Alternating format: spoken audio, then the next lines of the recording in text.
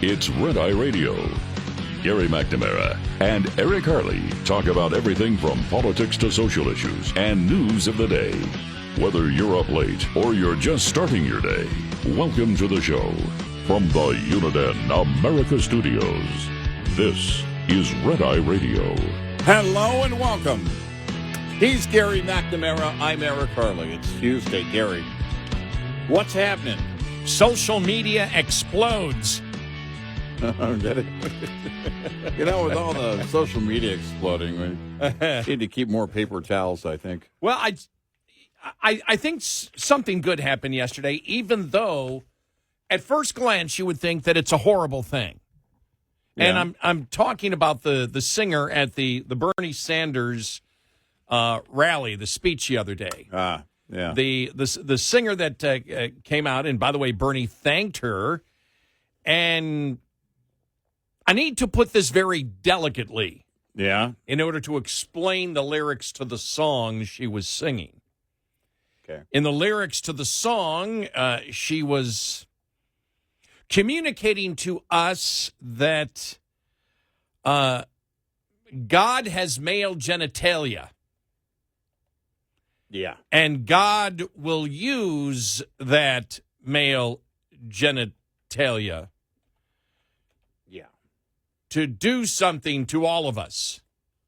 Right. Now, when you see it, it's extremely crude, and I'm sure if you're religious in any way, you might be offended by it. Mm-hmm. But you have to look past that.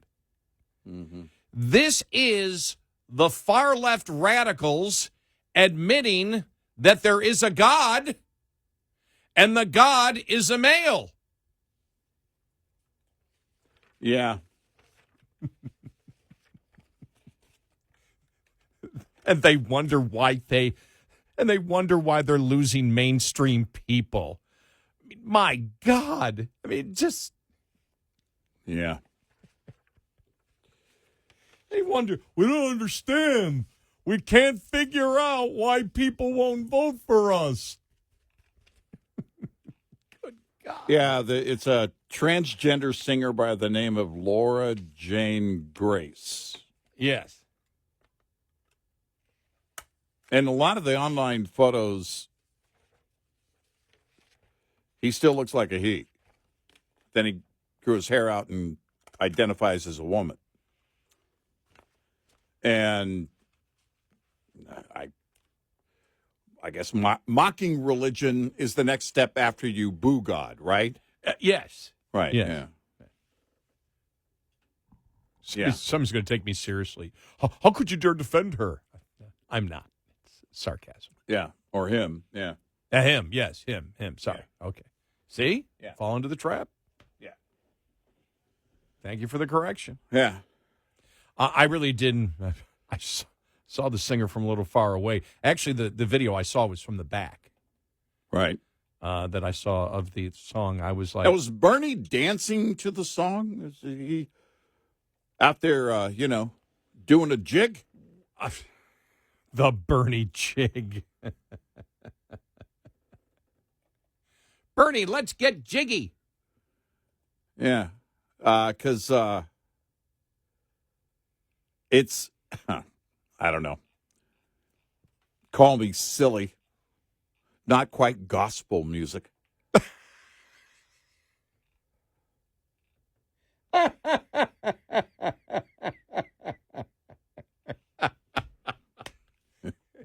It didn't make the cut. No. On the new Van Zandt Christian album. No. No. I just happened to see that the other day. Johnny Van Zandt and Donnie Van Zandt from 38 Special, Johnny Van Zandt from Leonard Skinner. That they have the country band Van Zandt. About 8 months ago, I just happened to see it. And I'm like, oh, they have a new album? Because I actually like their country stuff. Mm-hmm. And it's a complete Christian album. Well, like, whoa. All right. I didn't, but I knew that Johnny was a Christian. I didn't know that they were going to take that focus. But all right. Yeah. Yeah. But what? It's another day. Yeah, another crazy day. Yeah, we got stuff to. And I'll just say this about the markets. Look, I want to be clear. I don't think that Trump is a Russian agent, but my 401k does.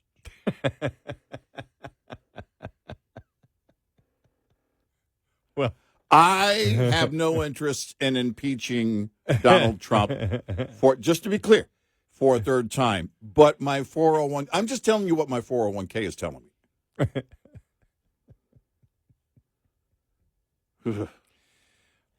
Well, what I said, way back when, I voted for Trump. The number one reason, by far, was to stop the weaponization of government. Yeah, and he has done that by the Democrats. Well, I voted for him 3 times. My 401k didn't, but I did. Yeah, I voted for him. I voted for him 3 times. Yeah, and we always said the one thing that we saw as a problem was his thought on tariffs. Mm-hmm. And when I saw it, was it Lutnick or Bessert the other day that said, low prices are not an American dream. Did you see that? Yeah. Right. Yeah. Oh, well, high prices are an American dream. I mean, what's the point? It was one of the campaign promises, actually. So if it wasn't the American dream, don't make it a campaign promise. I know. In fact, expectations had to be tempered because a lot of people thought it was going to happen day one. And, Trump at first said, yeah, we're going to bring prices down day one. And then he tempered that later and said, well, we can't, it's not going to happen in one day, but we will get it done. Well, then there was the poll that, gave him a 6-month grace period? Yeah, roughly a 6-month grace period. And that was interesting because Newt Gingrich said yesterday, well, there's going to be a 2 to 3 year transition period. You mean there's going to be no economic growth for 2 to 3 years? Yeah, you won't have 2 to 3 years. Yeah, nobody will wait 2 to 3 years. Well, politically, what happens inside that 2-year window? The midterms. You don't have 2 years. You don't. And it's why so many tariffs in the past had to be rescinded. And they were nothing on the level of what we're dealing with now. But again, nobody seems to have a clear picture of where this is going. No, because there isn't an explanation. You can't get a coherent explanation, and I did see even the New York Post was an op-ed or editorial yesterday, saying, why are you doing this to Canada? And making the same point. You see it now more often. Mm-hmm. You're screaming at Canada, you made the deal. Anything that you see, we've talked about the tariffs that are put in after a certain amount for certain products, and then dairy and lumber. Well, that was a specific deal made by Trump. You and I talked about it. Trump is completely responsible for the situation we have with Canada. He is the one. He alone and his representatives made the free trade USMCA. Mm-hmm. So what he is communicating to me is that he made one of the worst trade deals in the history of trade deals that he called the best trade deal in history. He made it. That's why politically he can't win this, because he created it. Mm-hmm. He created USMCA. Mm-hmm. He admits he created it. And now everything that's in it, he's screaming about. You can't win that politically. No. And then they can't decide. And the surrogates, his surrogates are, one day it's fentanyl, the other day, the next day it's, no, this is going to be permanent, irrespective of what they do with fentanyl, because this is what we need to do. And then the next day they come out and say, no, the goal is to eventually reduce tariffs worldwide. Then you hear, well, we can create a revenue system to get rid of the income tax completely, and that's our goal. Well, nobody knows. The worst thing for the markets is confusion, and it's absolute, utter confusion. And now Trump said yesterday, again, that there is a transition period, didn't say how long the transition period was going to be. And remember, 2 months ago, and all during the campaign, they never said that there would be a transition period. As president, he has never said the American public is going to feel some pain until, they put in the first, when they started putting in the tariffs, and the stock market got hit, and then they backed off, and then they did it again, then they backed off again, then they did it again, and they backed off again on it. And as we said yesterday, from observing from being up at the border of Canada and listening to the media and just going to social media to Canadians, and then when you saw yesterday the Premier of Ontario putting a 25% tariff on electricity, and Trump even commented on it, well, we're going to get them back April 1st or April 2nd. You're like, they believe, as I said yesterday, the Canadians believe that Trump has blinked, and that's why they've kept the tariffs on. They haven't pulled any of the tariffs off. They've kept it on, and then even added it now with the 25% tax on electricity that will affect New York and Michigan, and I think one other state also, with electricity. So Trump came out and said, we don't need their electricity. We don't need anything. But when you saw the stock market yesterday, that's about investment. And then Trump was saying, basically, the stock market doesn't mean anything. Business activity does. Well, you can make the case that at times the stock market moving up and down doesn't mean anything. But this is a result. This is a direct result. Every media outlet is reporting it, whether they're conservative or liberal. It's a direct result of the confusion of the tariffs. Well, and the trend is what you watch in the stock market. Of course, he knows that. One bad day isn't the end of the world, but a series of bad days, and it doesn't get back to where it was or doesn't start moving in the right direction, and you've got a political problem on your hand if they tie it directly to your behavior, your policy in place. And right now you have it to where dealerships don't know what they're going to do because you've got a massive increase coming for the cost of vehicles. Anybody who's pro-tariff will tell you, well, that just means they need to move all of that. You don't just move assembly lines overnight. Not going to happen by April 2nd. If it does happen, just not going to happen. And if this is what, Newt Gingrich is getting at, well, the transition period, yeah. Well, here's the problem.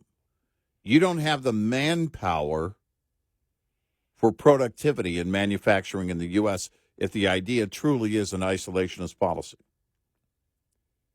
If you're looking at that kind of policy and setting up manufacturers and farmers even, you're not going to be able to put the toothpaste back in that tube. And I know what Peter Navarro wants. I don't know what Trump wants. Yeah, I don't know what they're trying to get. Yeah, I don't know what they're trying to negotiate for. Neither do I. I don't know what it's about because they won't explain it to me with the specifics that I need. But to make an economic judgment, except the fact is I know that when you raise the cost of doing business in the supply chain, it's always a negative. Right. And investors know that, and that's why they've been reacting the way they have over the last month. Mm-hmm. And it's that simple. You can't change economics. Like Peter Navarro wants, I believe, a tariff system where everything is tariffed. Right. That's why Trump came up with the idea that we're going to do tariffs on everybody, and that we can pay off the federal debt, and we can do everything if we, use a tax on, that we tax, our only tax is tariffs, and talking about the fact that post Civil War to, what was it, 1916, was it 16 when the income tax came in, that, that was the richest we've ever been in American history. And the fact is we can fund everything with tariffs. Well, you can't. It's impossible. It's absolutely impossible. You can do the simple mathematics yourself. We know exactly the amount of imports we get. Multiply that by 25% across the board on every single product that comes in from every single country that we import from. And you can't even pay off the interest on the debt.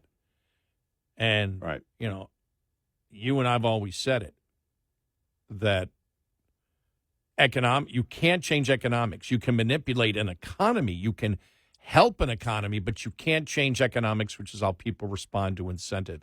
And when you increase the cost of doing business, there's two things.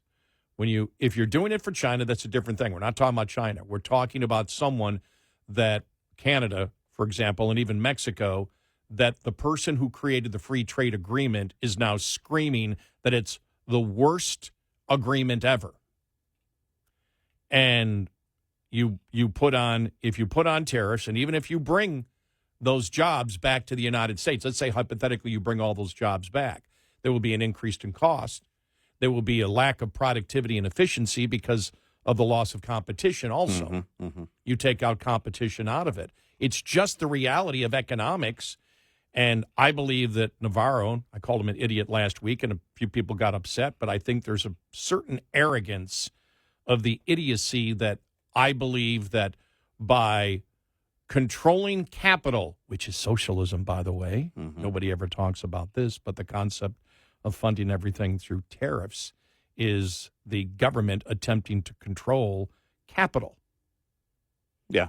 And when you look at it, it's he believes that everything should be tariffed. That's how we finance it, and that's how we have the best economy ever. He's just dead flat wrong. There's nothing in history that shows that at all. 866-90 Red Eye. This report is brought to you by Shell Rotella. With advanced synthetic technology, is designed to help keep your rig running with more mileage and less maintenance. It's not always easy to spring back from the harsh days of winter to warmer months ahead. From de-icing chemicals to hidden debris underneath snow and ice, winter conditions can do serious damage to your truck. Here's a must-do maintenance check to help you minimize downtime and stay rolling. Have your wheel alignment checked to set you up for a safer and smoother ride. Driving with incorrect wheel alignment can result in reduced performance, tread wear, and steering issues. While you're at it, make sure your tires are properly inflated based on the load you're hauling. Underinflated tires can impact your fuel economy and result in blowouts. Get in touch with Red Eye Radio, toll free at 866-90 Red Eye.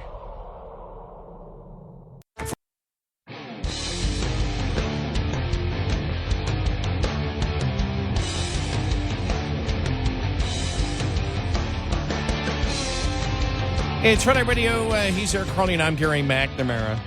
Yeah, I voted for Trump. The number one reason was the weaponization of government. Then there was the border. Then there was foreign relations. That I, for the most part, completely and totally agree with him on so many of those things. And doing DOGE, I agree with that.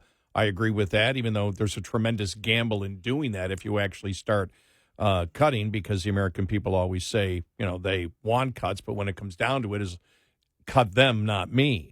And so, but to take that, I think, to take that on, at least to explain it to the American people, is, I think, a pretty gutsy political move to do. Where I disagree with him, again, is not the reciprocal tariffs on countries that just do it without an agreement. What I object to is how he's doing it to Canada, especially Canada, and even in parts Mexico, that he is the one that he created the agreement for it. He created it, and now he's communicating to the public that I did a horrible job. I don't know how politically you stand on that issue if you cannot show that there are some immediate positive economic results to it. Right. And we haven't heard any talk about getting back to the table on, USMCA 3? No, nothing.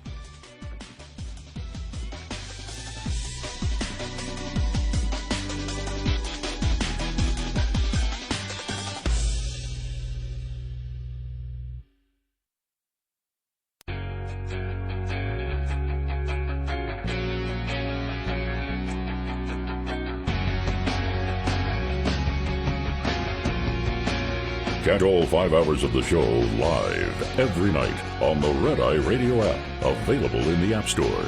Red Eye Radio. And he's Eric Harley, and I'm Gary McNamara. Welcome and good morning. Let's play audio from Trump when he was asked if there's going to be a recession. Where are we? Are we just about? We're just about ready to land. Are you worried about a recession? Maria Bartiromo asked you, and you kind of hesitated. I'll tell you what. Of course you hesitate. Who knows? All I know is this: we're going to take in hundreds of billions of dollars in tariffs, and we're going to become so rich you're not going to know where to spend all that money. I'm telling you, you just. All right. Now, as we said before, you can do the figuring yourself. You can look at it as we looked at if you put a 25% tariff, not just on Canada, Mexico, China, Asia, South America, Central America, well, every place in the world. Mm-hmm. Every single import you could, if you look at it, we know what that roughly is.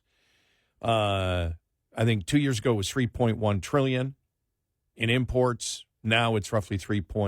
I would guess I'm actually trying to be more liberal in it, just to make the point. 3.5 trillion. So you put a 25% tariff on all of that, and you roughly get a little over $800 billion. That's not enough to pay off the interest on the debt. You don't start paying anything with it. So, and it doesn't take into account, and the other thing to take into account, the president knows, he's admitted now, it's going to cause a transition. What does a transition mean? It means people are going to be paying higher prices. Right. Not higher prices to give you the inflation that you've had, because they've been vehemently passionate about that, but they've admitted it's going to be higher prices. Mm-hmm. So if he's saying that we're going to be taking hundreds of billions of dollars in tariffs, it means that the American public will be buying foreign goods at higher prices. And that behavior won't change. Right, and that behavior won't change. And that's not true. And if it does change, let's say you buy American, even whatever or significant portion is American, then you don't reach the goal in your tariffs. And the fact is, when prices go up, people buy less. Right. And to me, not with Trump, because I think Trump changes day to day. And he changes day to day because he wants the tariffs. Then you see the hit in the stock market, and then he says, well, we're taking a temporary pause on it. He's done that 3 times now. If tariffs are great, you put them on, and you don't rescind them. Right. If it's a benefit to the economy, do it. Right. Don't say you're going to do it, then back off. Right. Well, and that's why the Canadians believe he blinked first, which is why when Trump said we're going to delay the tariffs, they kept theirs on and are adding more. Right. Yeah, it's, again, the math is flawed in that it assumes all behavior will remain the same as it is without the tariffs. In fact, the entire goal in protectionist policy and isolationist protectionist policy when it comes to the economy is to change the behavior. And when the behavior changes, then the rate of those tariffs, will change because people either start buying American or stop buying as much altogether. And the reciprocal tariffs are going to affect a third of the economy, which is our exports. Right. And so I met a couple of days ago, I met a guy from Texas who is owns a couple of construction companies. And when I was talking to him, he said, well, you know that the huge apartment complex down there, the one over there, and they're real big. I said, yeah. And he goes, that's me. And then, we started talking. He met me and he said, so what do you think about, I said, oh, okay, wait a minute. Because I told him I'm from New York. He goes, you're from New York. I don't want to get into it. I said, oh, you think I'm a liberal? I said, no, I'm conservative. And I said, well, what do you think about Trump so far? And he goes, I think he's done an incredible job. The tariff stuff is absolutely insane. He said, that's going to hit me big time. Yeah, right. And that's what I've gotten out of every single every single Republican I have talked to. And I really am, searching for, people that are, Republican. That's the exact same thing they say. He's done such a wonderful job. The tariffs, this is pure insanity. Not with China, but specifically with Canada. Right. More Canada than even Mexico. And they all know. I mean, that's the first question that comes up. They go, why is he saying that Canada is horrible when Trump did the deal with them? Trump did the deal. And I know whenever we bring this up, we get people upset. Why don't you guys talk about something else? And we understand why you say that. Because it's very uncomfortable. You look at it, you can't defend it. And that's the problem. That's the problem with it. Now, people are willing to give him a chance, and he's done so much good in so many other areas. Like, okay, let's see how this plays out. And you and I were talking about this. If we are in a recession or the numbers in the first quarter are negative, I don't put that on Trump. No, I don't think if without the tariffs, well, with or without the tariffs, the recession part of it, he doesn't own. The problem is you own everything when you latch onto it, when you grab onto it the way that he does in the media. That's the perception, and not just the media. In the public eyes, that will be the perception that he's going to own it. I don't think he owns a recession in the first quarter. GDP now forecast is now at negative 2.4. It was as low as negative 2.8. I don't know when the next update is, but I think it's sometime this week. Yeah, and a recession, just so people know, would be two consecutive quarters of negative growth. Right. That's why they've got to get the tax cuts. Because if you want the stock market, because Trump said, basically saying, well, don't pay attention to the stock market, pay attention to business activity. Trump, his entire life, has paid attention to the stock market, and we all know it. Well, and that's another thing, too, is that you talk about a bad day on the stock market, that can be recovered, right? Yeah. And long term, it likely will recover. But it recovers how? By getting back to pro-growth policy and by, having a, if you think about all the things that were talked about in the campaign season, what do we talk about? Regulation. Things the government can do to get out of the way of the economy. Tariffs isn't one of them. That's the problem. Because, again, the math assumes the behavior will not change once massive tariffs are in place. 25% is massive. Yeah. We had figured, because you can do the figuring on all the imports that we bring into the United States. Mm-hmm. And this is if you tariff everybody for every single product, which isn't going to happen. But if you did that, that's why we figured it out and went on we did two of them. I think we did one that was the 25% tariff across the board on everything would raise about $500 billion a year.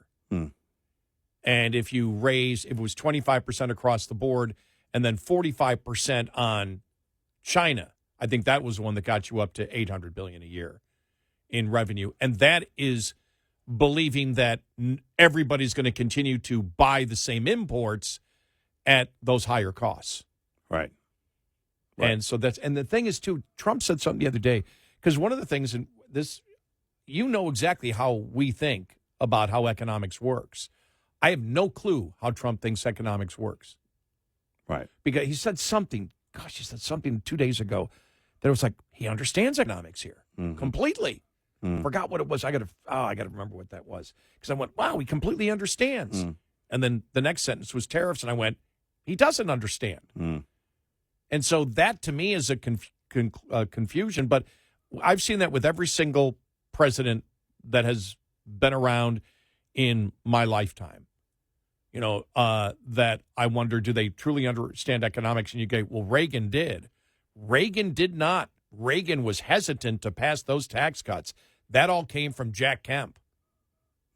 Jack Kemp pounded him day in and day out, saying, you've got to do these tax cuts. You've got to do these tax cuts.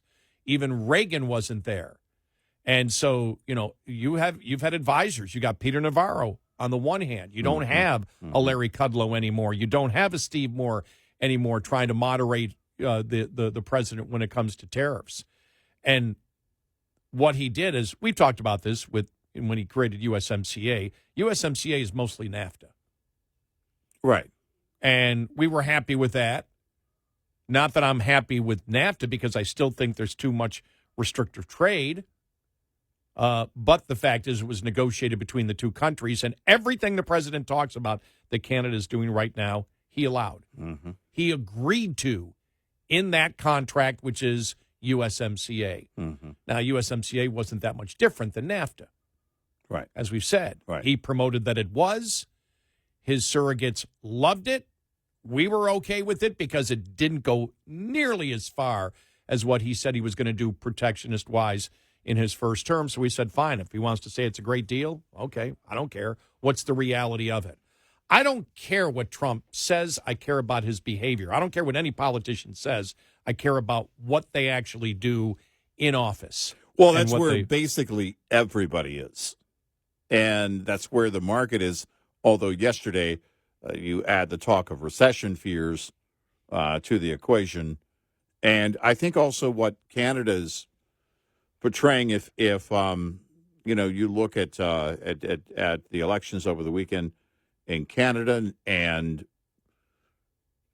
what they're saying about trade, right? We're going to hold it. We're not moving until the U.S. shows us respect. Mark Carney, and we'll see if that what happens if he calls for an election, and we'll see what happens. If it's either soon or I think October 8th is when it has to happen. That's the deadline for the election in Canada. But I don't know that I see it going that long.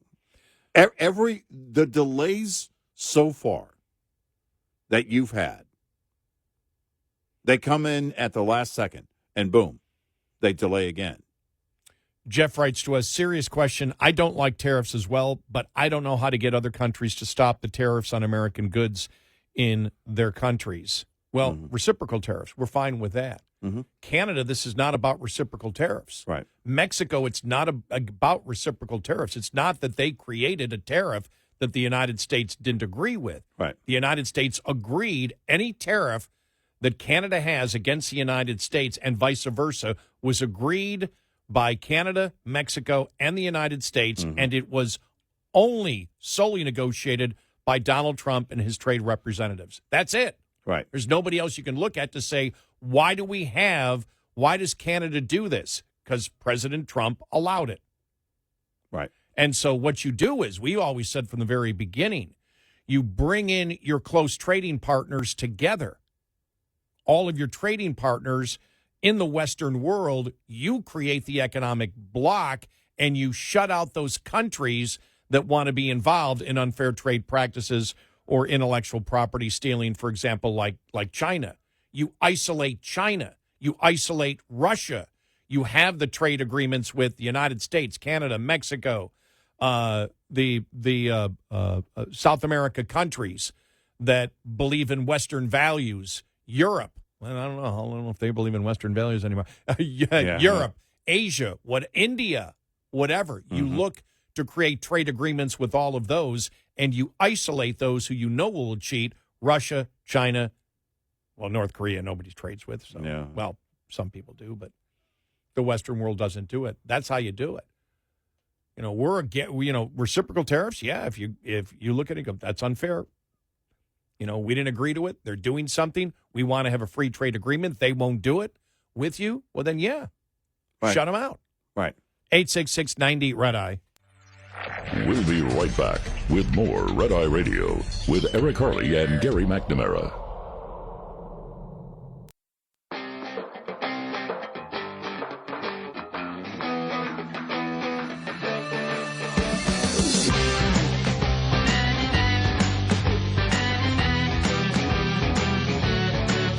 It's Red Eye Radio. He is Eric Harley, and I'm Gary McNamara. Oh, I know what it is. I'll have it coming up far in the top of the hour. I told you that there was something that was said the other day by Donald Trump where I went, oh, he really does understand economics then.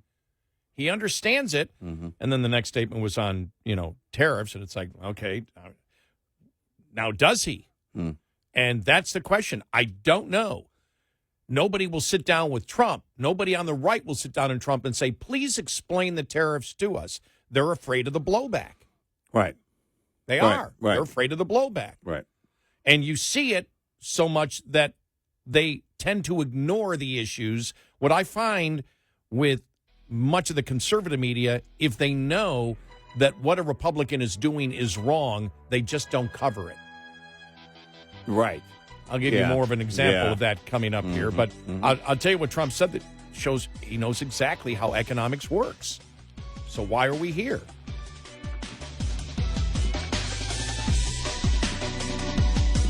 Top of the Hour News is brought to you by House Products.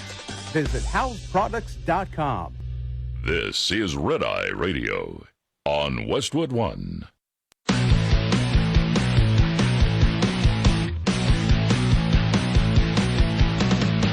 Now, it's Red Eye Radio. Gary McNamara and Eric Harley talk about everything from politics to social issues and news of the day. Whether you're up late or you're just starting your day, welcome to the show.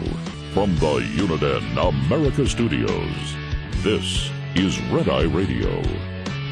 All across America, we are Red Eye Radio. He is Eric Harley, and I'm Gary McNamara. Good morning. Thanks so much for being here. Yeah, I know what Trump said the other day that I wanted to bring up, which shows he understands economics, and this was about the fact that he talked about because government spending it will be going down, that's going to affect the economy, and it's true. Yeah. Right. And he said, but we're going to replace it with the private sector instead of government money, and the private sector money is more valuable to the economy than government spending, which again is true. You and I talked about that and have been talking about that for years on how they figure the GDP. And Larry Kudlow on Fox Business yesterday was talking about that, about how Trump is looking to move the economy in terms of privatizing on the supply side. And those are things that are important because the GDP can be manipulated during an election year or for whatever reason, if an administration wants to do it, all of a sudden they can just take a bunch of government money and then spend it in a quarter or two to pump that GDP. Well, it's the private spending and investment that you really want to look at. That's where the wealth is created. The government spending is spending other people's money. So he understands. He gets it. He knows. Yeah, and the other thing is what he understands is, we talk about, for example, military spending. Mm-hmm. Military spending, there's a tremendous amount of money that goes out. Now, military spending is necessary. We all know that. Mm-hmm. But it goes to produce products that you use in wartime or that sit there prepared for wartime. Right. When you talk about private sector, every private sector dollar that is invested, it's invested because you're going to get a return on that investment. You're going to create a profit, and at the same time, that investment in the private sector is going to be forced, because that's what competition does, to also be invested to increase productivity and efficiency. What people don't understand, there's two things that make an economy go. Making a legitimate profit. That means not making a profit that you wouldn't make if the government subsidized it, and the subsidies are greater than the profit that you make, which means the taxpayer dollars going in, as we have seen, are greater than the profit that's being made. So we're talking about a legit product being sold to the consumer where you make a profit. Mm-hmm. That's what drives the economy, and creating more productivity and efficiency is what does it. Right. And the president understands that. He said it. It means he understands that the private sector investment is better than government spending. Both add to the GDP. You and I, when they changed the way that they figured out the GDP a few years back, we said, well, they're sort of saying if you're just moving dollars around, that adds to economic growth. Right.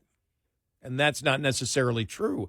And all economic growth is not the same. If government spending, if you put government spending as the exact, has that, if you believe that government spending and you put it and you analyze it, that government spending has the same effect as private market spending, that's when you're being disingenuous. Mm-hmm. And that's the problem that we have with what they do with the GDP. But Trump understands that. Right. And when I saw that the other day, and it was like, oh, he understands also the private sector. Private sector investment creates two things: profits and more productivity and efficiency. When you create that product, that's what you do. People become more productive. You think of all the things that have been invented that make you more productive in your day. Mm-hmm. It makes business more productive. It makes you more productive. And that's what you want in an economy. So that was where I went, okay, he clearly understands it. Mm-hmm. And so on the whole tariff thing, I think Trump is not a Navarro. That's why he brought in Larry Kudlow and Steve Moore in his first term. Right. I think he's been wary about tariffs. This time, though, he's got Navarro and others in his ear just pounding, what a wonderful thing it is, and he's following it. Right. I don't know how long he's going to continue with it, and I don't mean the reciprocal tariffs against China. I'm talking about Canada and Mexico. I don't know how long he continues to do that because he knows it's costing the American public, because he's threatened them, put them into effect for a day, and then I think it's 3 times has rescinded them and said, well, we're going to hold off for a while. Right. Right. So he knows. And so that's the thing right now. And when he said business activity matters, stock market doesn't, and that's partly true because at times, you and I have talked about it, the stock market is just, well, okay, it's a place to put our money. And so you may have growth over a period of time that isn't actually based on economic activity. But then the stock market at times will be based on economic activity. Most of it's based on economic activity and what people think economic activity is going to be. Right. So that's why when he said, "Oh, don't pay attention to the stock market," it's like, of anybody in the world, you can't say that to me because there's nobody who has used the stock market to promote economic success. Then, well, they all do it, but Trump has done it specifically, for a long time. So that's where we are. But when you think about it right now. You and I talked about that off the air that yesterday. Representative Luna got together with AOC to lower credit card rates to 10%. Right. Trump is behind that. Trump is behind that. He didn't come up with it, but he's behind it. Josh Hawley did the same thing with Bernie Sanders. Mm-hmm. Look how far the Republican Party has fallen. We're taking ideas from the most radical leftist socialist out there. Bernie Sanders agrees with Trump on tariffs. Mm-hmm. Tariffs is the government saying we can control an economy better than the free market. And you have Hawley and AOC on the same page on capping interest. You have Hawley, Representative Luna now, agreeing with AOC and Bernie Sanders on 2 of the biggest socialist ideas out there, tariffs and price controls. Right. And the president, Josh Hawley, AOC, Luna, and Bernie Sanders. Right. You shake your head, you're like, what the hell happened to the Republican Party?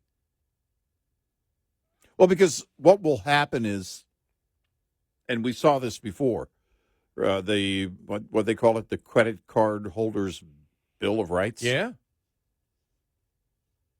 And when that happened, there was a massive expansion in payday loan companies that were getting into, every neighborhood. Every working class neighborhood was getting a payday loan store. And the left went crazy on that. Well, what do you think's going to happen? If the credit card companies come in and they're forced to cap those rates, well, even those with better credit are going to pay a bit more than they would before on the average. Their credit card companies make their money off of the interest and the interchange fees with any of the retailers. So you're going to have to, if you're going to cap that, basically saying, well, and my question is, why 10? Why not 5? Why not capped at the prime rate, right?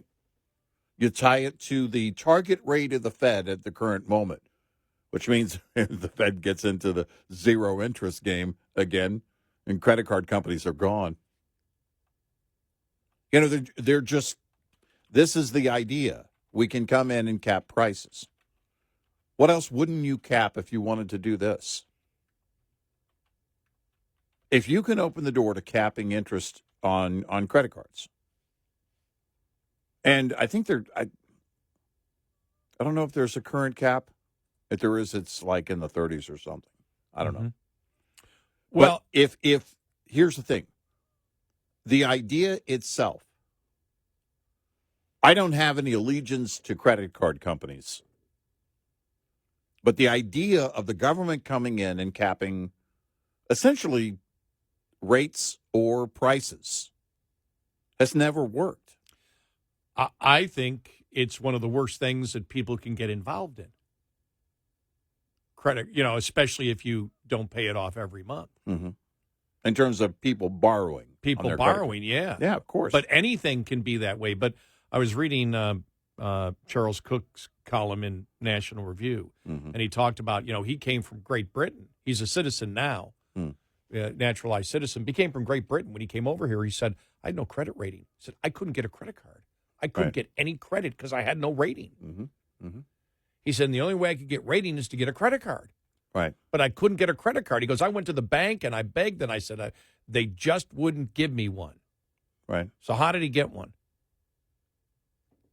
He went to Capital One and he got a $1,000 credit limit. But Capital One made him take $1,000 of cash and hold it in escrow and would charge him 30% if he paid late. Mm-hmm. And as he wrote, he goes, obviously this wasn't ideal because, well, I had no money. In effect, to spend $1,000, I needed to have $2,000 on hand, which took some doing, but it was what it was. I was a risk. They didn't know what risk I was. Mm-hmm. You didn't have a credit rating, and this offer presented me with the chance to start demonstrating that I could be trusted with credit, even if to get it I had to send cash to match the loan and agree to an extremely high interest rate. Right. And he said that's how he got his credit.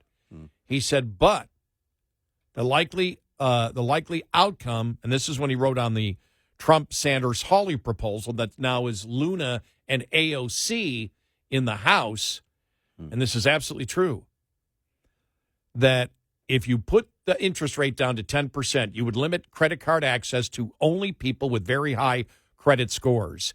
Even having an average credit score would not cut it for an interest rate of only 10% on a short-term unsecured loan. So what would happen as the interest rate comes down? What would you require? Requiring collateral from less creditworthy borrowers, it would become part of a credit card application to put up assets as collateral to secure the loan, as is typical for other loans with lower interest rates. Mm-hmm. The reason your mortgage has a lower interest rate than credit card is because you put up collateral. The reason your car is a lower interest rate is because you put up the car as collateral. Mm-hmm. I know. I collected MasterCard. Mm-hmm. Yeah, we all know how it works. And when you're in the banking business, you know that's the last bill people pay. Yep. And so that's why it has a higher interest rate. It's unsecured. Mm-hmm. It's the last one. It's the least important to pay back for most people. Why? Economics. The incentive is not there. The incentive is there when you have collateral. Yeah, once owed, if nothing is going to be taken away as a matter of condition on repayment, then, of course, it's not going to be prioritized.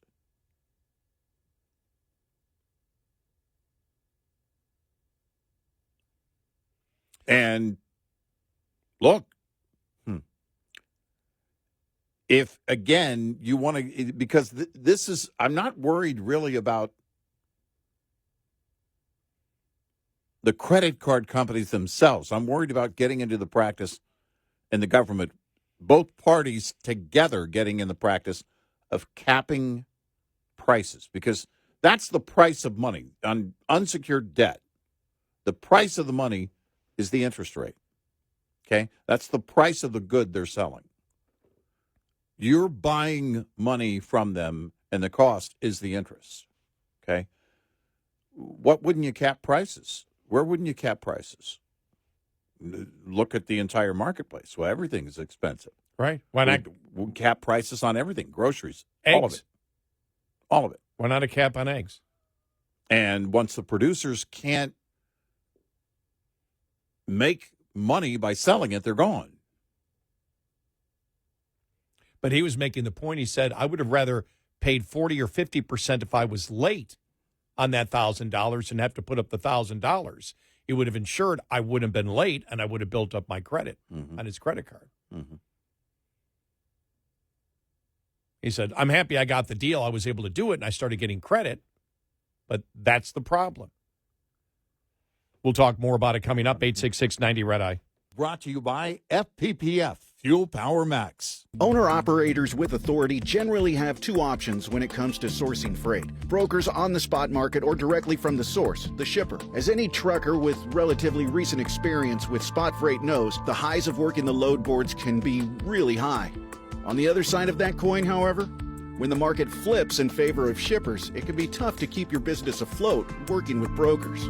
The smallest carriers with direct customers, however, can hang on through tough times or even prosper, as long as demand for their customers' product remains at least somewhat stable. Owner-operators in it for the long haul make direct business with customers a principal goal. Owner-Operator Business 101 is provided by Overdrive's Partners in Business program. Go to overdriveonline.com to the Partners in Business section of the website for more detail on this and many other topics. Brought to you by Shell Rotella. With advanced synthetic technology is designed to help keep your rig running with more mileage and less maintenance.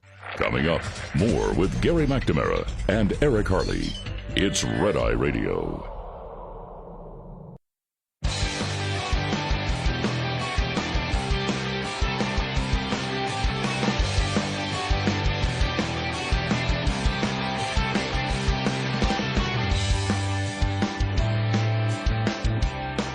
It's Red Eye Radio. He's Eric Harley, and I'm Gary McNamara. Welcome and good morning.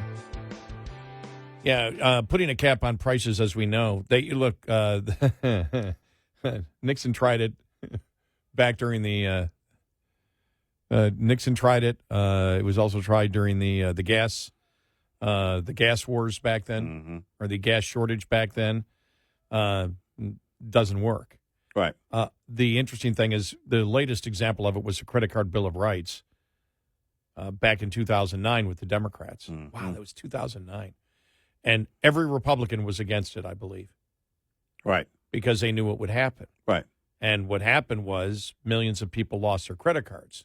Right. With lower credit ratings. Right. And the only thing they had left was the payday loans, where the APR can be as high as 400%. Mm-hmm. When you understand credit, you understand that credit cards are a completely different ballgame than collateral loans. Right. Completely different. Mm-hmm. They're going to charge more. The average interest rate charged, 19%. Mm-hmm. And that's because there is no security in it. Because a car and a house is not attached to it, it's the last bill that people pay. Right. It's the first one where they will as we called it in the banking way back then, the first one that they don't care if that's charged off, as you call it, which means the bank, will sue you for it and everything else, and they just write it off. They just write it off. They just write it off. I mean, that's the reality of unsecured credit. This has been our worry, the Republican economic populists, which are actually economic socialists. Think about it. Yeah. Representative Luna, Josh Hawley, and even Trump during the campaign. Now, the question is, Trump said it during the campaign. Is he really serious about it? Right. Will he move on it? But we know Hawley and Luna are, and they believe that the economic ideas of AOC and Bernie Sanders is the way to go. Right. They agree. Yep.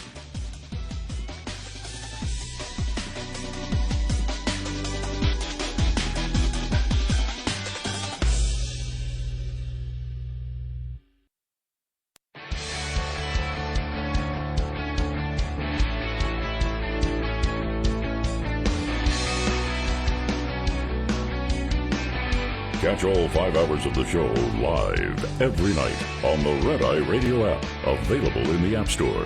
Red Eye Radio. It's Red Eye Radio. He's Eric Harley, and I'm Gary McNamara. There's been talk about it in conservative circles, but really the whole credit card, thing now of lowering wanting to lower the interest rates or cap the interest rates to 10%. I really don't hear a lot of people talking about it. And I don't see the media covering it.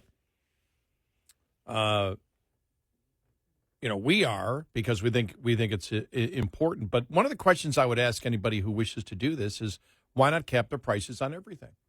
Well, again, if the idea is, well, they're making too much money, or really it gets down to this.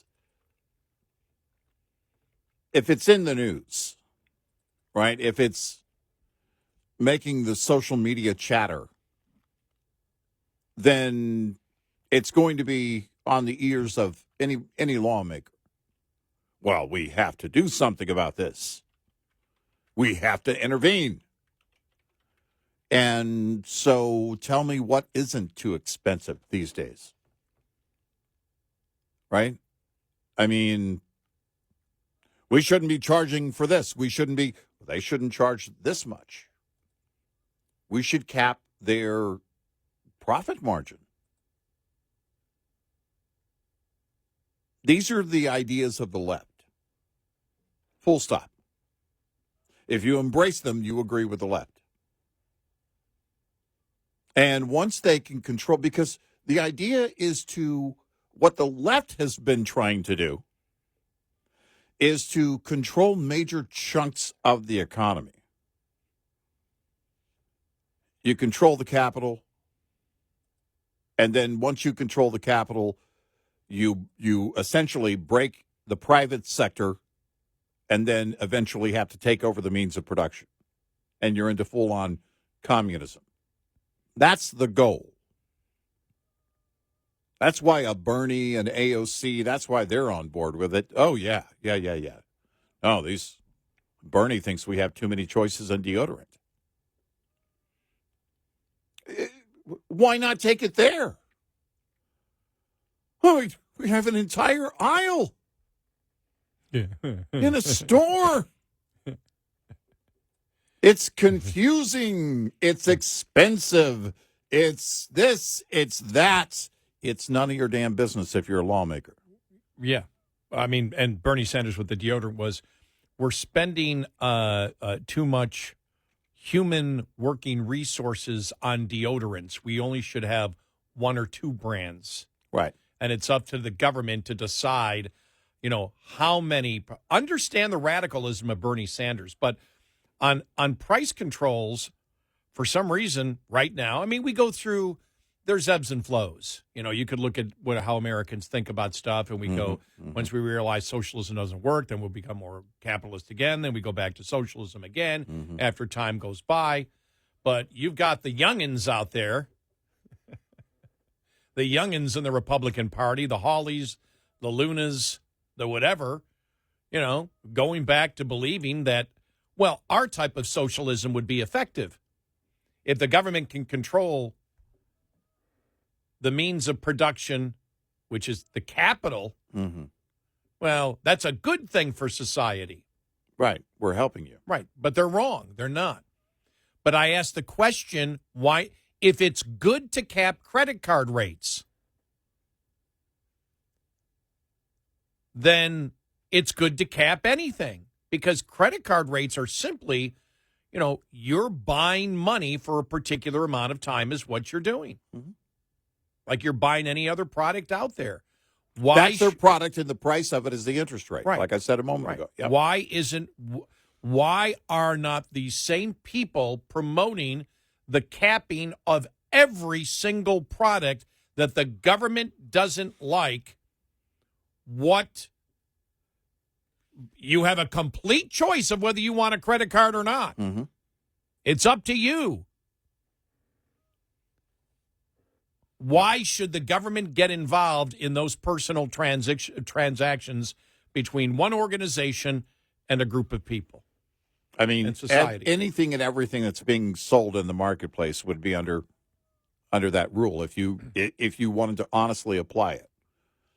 Everything's too expensive until it's free. Right. Everything's too expensive, right? Why not put a cap on eggs, gasoline, Right. electricity? I wish there was one this year on natural gas. I paid more to heat my house this winter than I ever have.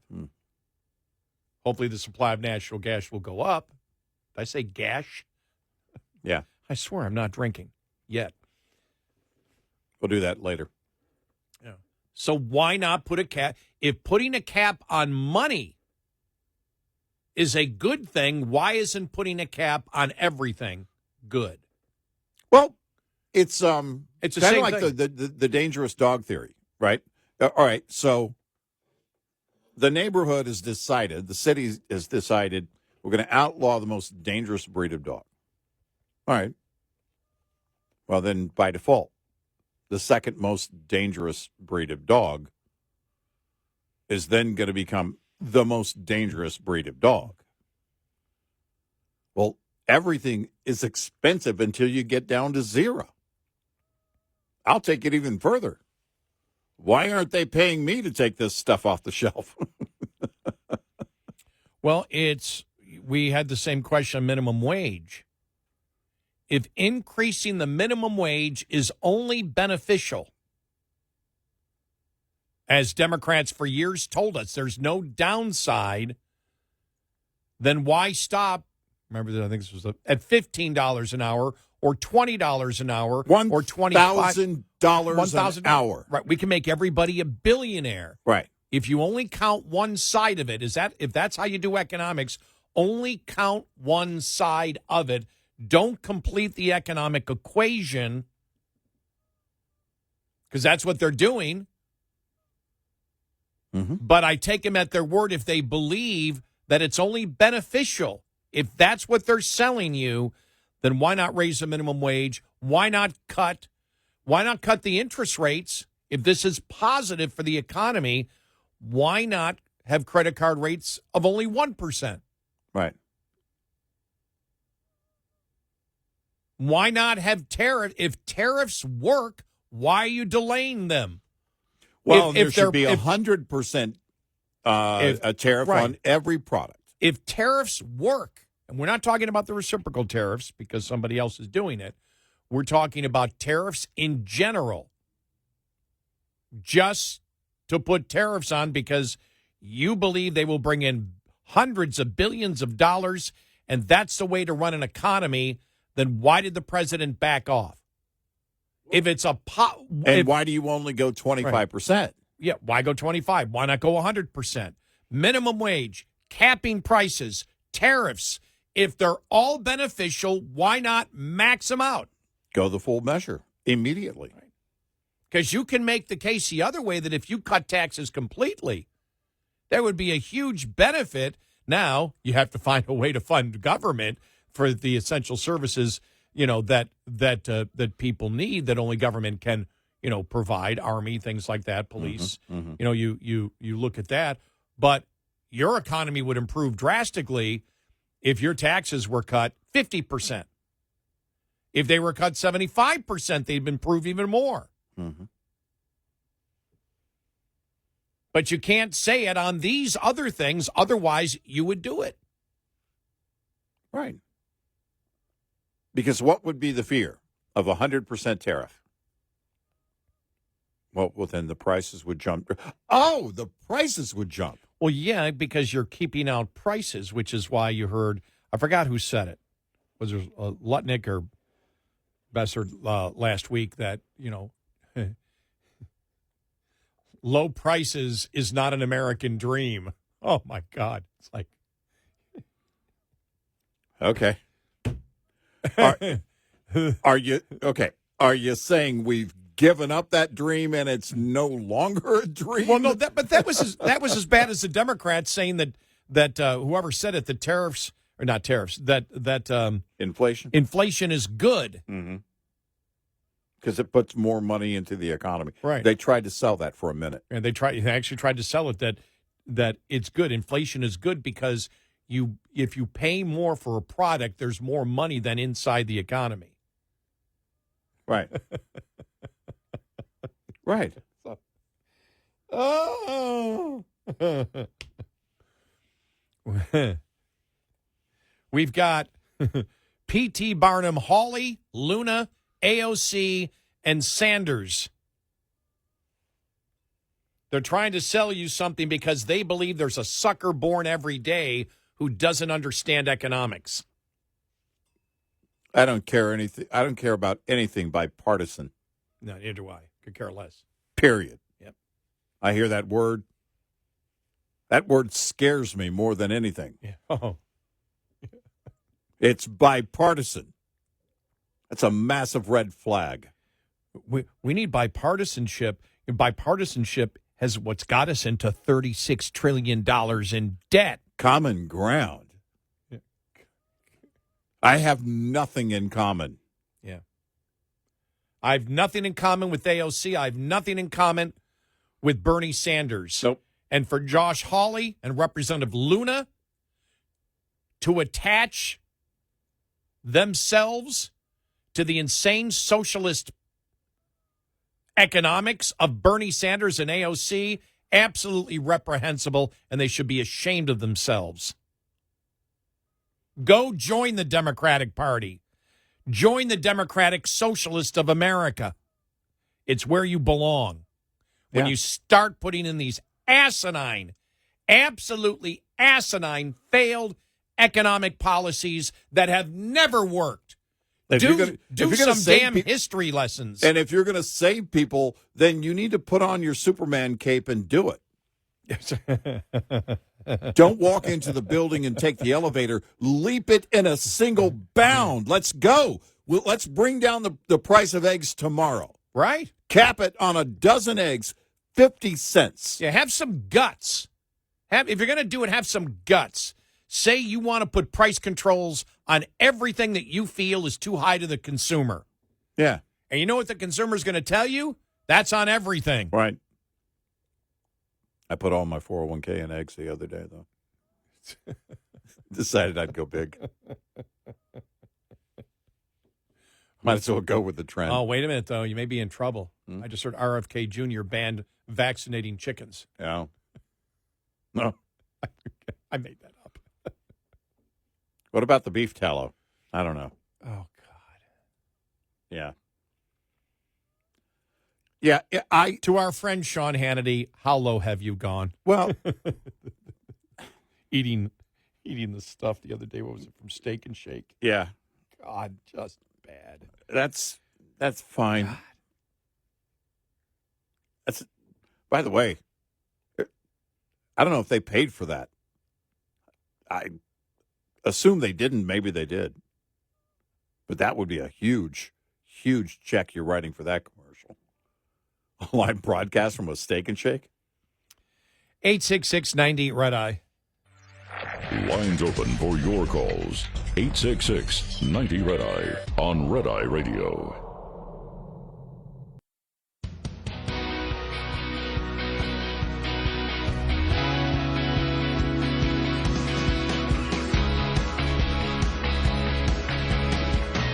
It's Red Eye Radio. He's Eric Harley, and I'm Gary McNamara. Welcome and good morning.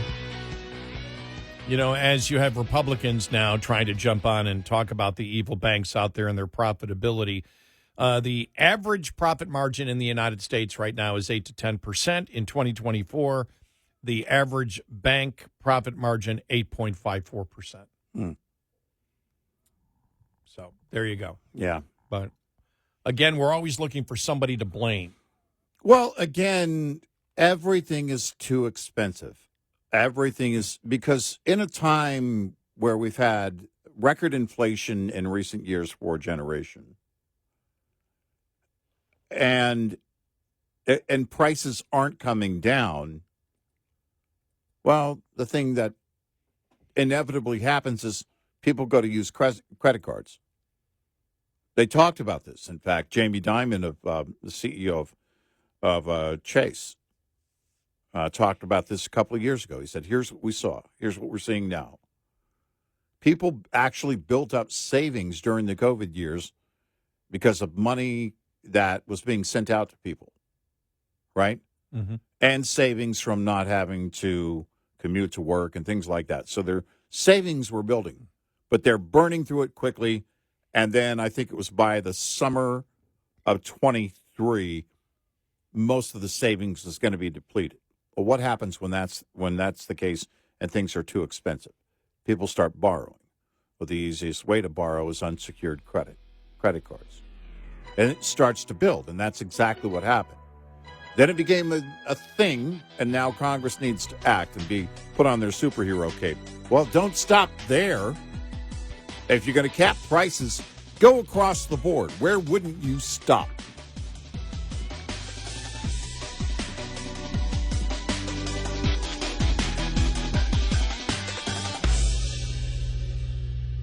This is Red Eye Radio on Westwood One.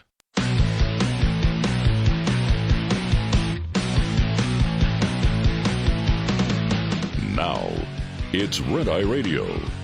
Gary McNamara and Eric Harley talk about everything from politics to social issues and news of the day. Whether you're up late or you're just starting your day, welcome to the show. From the Uniden America Studios, this is Red Eye Radio. All across America, we are Red Eye Radio. He is Eric Harley, and I'm Gary McNamara. Welcome and good morning. Thanks so much for being here, as always. All right, I just saw this here. Per Elon Musk, savings at this point exceed $4 billion per day. All right? Wow. That's a lot. Savings at this point exceed $4 billion per day. Now, are those estimated savings or are those actually savings? Because the quote is, savings at this point exceed $4 billion per day. Or is that his personal savings account? It might be.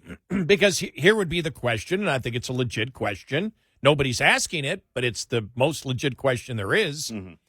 If it's $4 billion a day, multiply it times 364. 365. Would that be a leap year, or is it 364? No. Regular years? Extra 365 is the normal year. Oh, okay, 365. Still, it's roughly the same. Unless you're giving up, Look, I don't want to give up a personal day. Or are we taking, because, no, hold on, we'll bring Elon Musk into this. Maybe because you combine DOGE with SpaceX. Maybe it's only taking 364 days now. Okay. Yeah, see? Well, but here's this is a legit question. If we are currently saving, or is that the estimated savings if Congress would pass for these savings, but if it's money, here's what I don't understand. Is it money that the executive branch has said they can save through just efficiency and the elimination of fraud? No. And if they have found those savings and that money isn't spent, how come the continuing resolution doesn't cut a dime? Why doesn't the 10-year budget plan that they're putting together, why doesn't that cut a dime? I'll tell you this. Because what I know the plan is, the 10-year plan, which is the one that they extrapolate 10 years out, still spends more money. They're saying, we're looking for $800 billion in cuts that we're going to make in the future. Mm-hmm. Well, you say you have it now. You've got $800 billion plus another $600 billion to spare. Why aren't there, if those cuts, why can't you, why isn't that put in there now? Why can't you have $1.4 trillion a year? Because remember, they're trying to eliminate $800 billion over 10 years. It's only $80 billion. Well, you're saying you've got this. I'm not trying to be sarcastic. I'm asking a legitimate question. What are you actually cutting? We hear all these incredible numbers, but I don't see the projection from Congress at all. Are you talking to Congress saying, look, because that would be politically my next thing. We have found this in fraud, and this is what we're going to cut. Because you're not affecting things. If it's fraud, then it's either going to people that shouldn't be getting it, which is, or somebody stealing it, and it shouldn't be, nobody's going to miss it except for the people that are committing the fraud. Right. So if it's fraud. Now, in today's world, the left might be giving deference to people who commit fraud. Well, it's not, they've already said it's not Social Security. No. It's not Medicare. It's not Medicaid, except in all those cases for fraud, right? Right. And nobody cares. Nobody cares about the fraud. They don't want to cut the programs. Right. They want to cut the fraud. It's about the fraud. Right. And anything which is ridiculous foreign spending, Americans don't care about. Right. I mean, they care about it. I mean, it's not that they care if those programs stay. They want those programs cut. So if it's $4 billion per day, which adds up to almost $1.5 trillion a year, that you claim you're saving now, or are you claiming you're saving it or it will be saved if Congress will pass it? I'm not sure. When you start throwing out these big numbers, you need to explain to me why I see nothing in the budgets out there that even come close to what you're telling me you're saving right now. Right. So if you're going to do it, say we're because there's savings at this point, $4 billion per day. That's the quote. Right. You're giving me the impression that we're saving all this money. I haven't seen a budget that even comes close from the Republicans that mirrors anything like that. Why not? And you can explain it to me. Maybe there's something I'm missing in it. I don't know. But if I have those questions, believe me, the Democrats are lining up to hit a softball. Yeah. Right.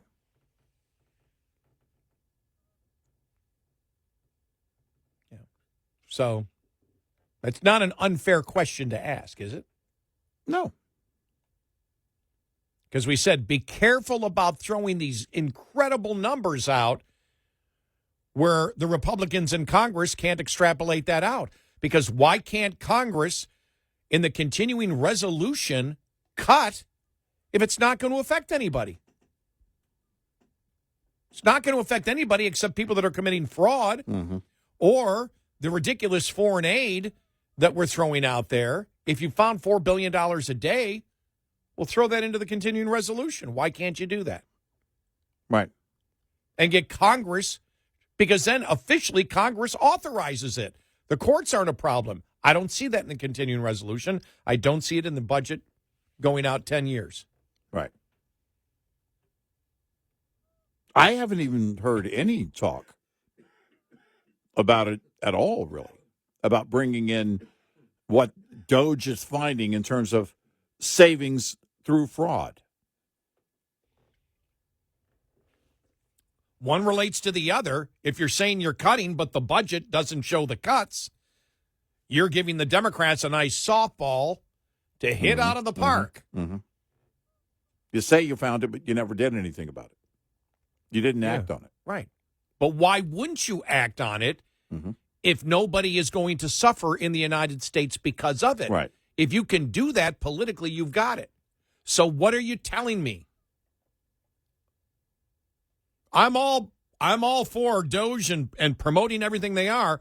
I want to see it actually put in action. Saying the words means nothing to me. I don't care whether it's Trump. I don't care whether it's Elon Musk. I don't care who it is. The words mean nothing. It's the actions. Do the actions fit what the word says? And right now, I don't see where it does. If I'm wrong, I want to know where I'm wrong. I may have a lack of information. Well, no, you can't do it this year. It has to be next year. Mhm. That's fine. I just want an explanation because I don't see it next year in the Republicans' 10-year budget. Right. Haven't heard talk on it. No. Why wouldn't you be addressing it as it's happening? In a time when you, in fact, this is the time to address it. Just as you're coming in and just as you're addressing spending, you can say, hey, we're going to go through this along with DOGE, and we're going to make sure long-term all these things are implemented to make sure the American people are saving this money. Well, because the warning would be, you want to really tick off your conservative base? Promote these incredible, gigantic savings, which is you could cut $1.4 trillion from the budget. 1.4, 1.5, whatever it is, precise. I did the one with my calculator before, but I don't have it with me, or my phone calculator. I actually don't have a calculator. Mm. But the worst thing you can do to lose conservatives is we are cutting so much. Well, why isn't it in the budgets? Why isn't it in the continuing resolution? Right. Why isn't it in the 10-year? In 10-year, you're talking about cutting $80 billion a year. Well, that's nothing compared to this. Right. $80 billion. You're talking, you're talking $1.5 trillion a year Mm-hmm. that you say we can save, and nobody hurts because of it. It's all Right. foreign aid. It's all waste and fraud. Right. Americans are still getting their benefits. You can save $1.5 trillion a year, you've shored up Social Security. Yeah. Should be promoting that. Right. But it's not in any Republican budget that I see. If it was Democrats running the budget, you could understand they're not going to pay attention to the savings. Right. But why aren't Republicans paying attention to the savings? It's a question. It's not an accusation. I want to make that clear because I don't know. I may be missing something. I don't know what that is. I'd like to know. Well, the point is, if you're not going to take advantage of DOGE being in place and finding what we're finding, then what is the entire point? Please tell me it's not just imagery. This is the concern I had from the beginning. I love the idea of DOGE. It gives me a migraine thinking about where it has to go and what it has to go through to make it mean something, which is exactly what we're talking about. And the GOP has the reins right now. Yeah, that's why. And why isn't Mike Johnson up talking about, look, the DOGE savings, I've talked to Elon Musk, we've got $1.5 trillion a year. We can cut this amount without affecting anybody in the United States budget. That's what Americans want to hear. Otherwise, DOGE is useless. Right. If you can't project it out to the budgets, what does it matter? Right. It doesn't matter. It's just words. Right. I'm not accusing him of just words because I know there are things they're cutting. Why hasn't it extrapolated out into the Republicans' budgets? Either for the continuing resolution. Why is no till one September. talking about it? Yeah. All the talk on spending and the only talk we hear about DOGE is from Elon Musk. It should be coming from Capitol Hill. While you're talking about spending. 866-90-RED-EYE. Get in touch with Red Eye Radio, toll free at 866-90-RED-EYE.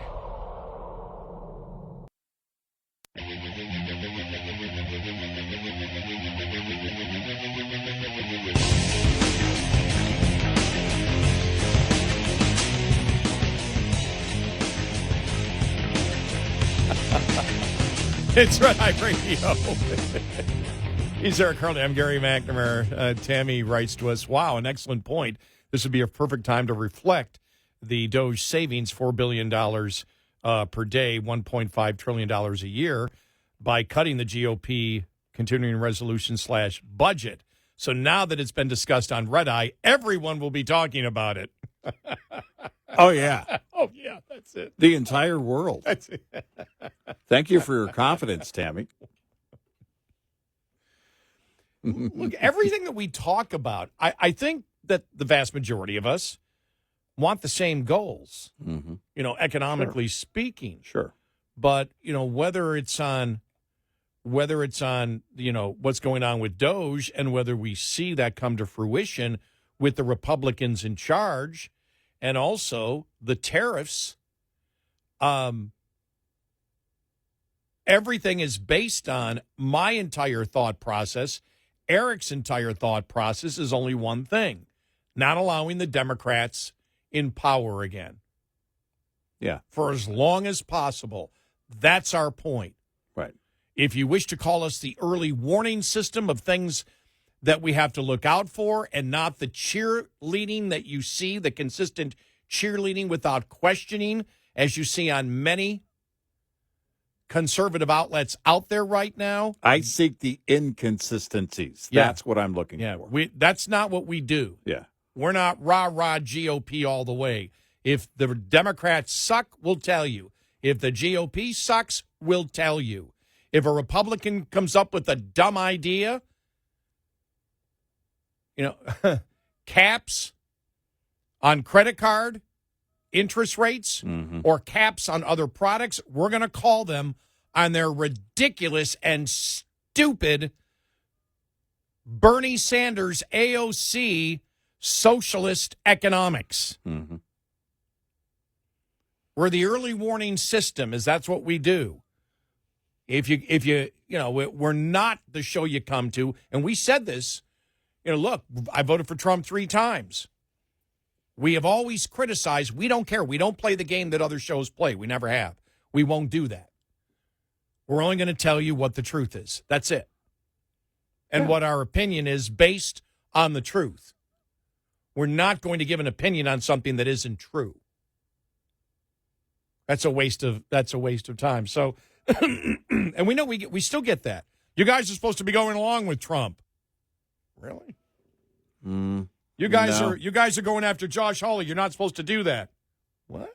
Where does that say? Where I didn't get that rule book. That memo. Yeah. No. There's got to be some people out there not throwing the hype at you. There's plenty of people that are. And there's plenty of hype that's legit. Yeah. To talk about. Right. For the most part, Trump's doing a great job. Mm-hmm.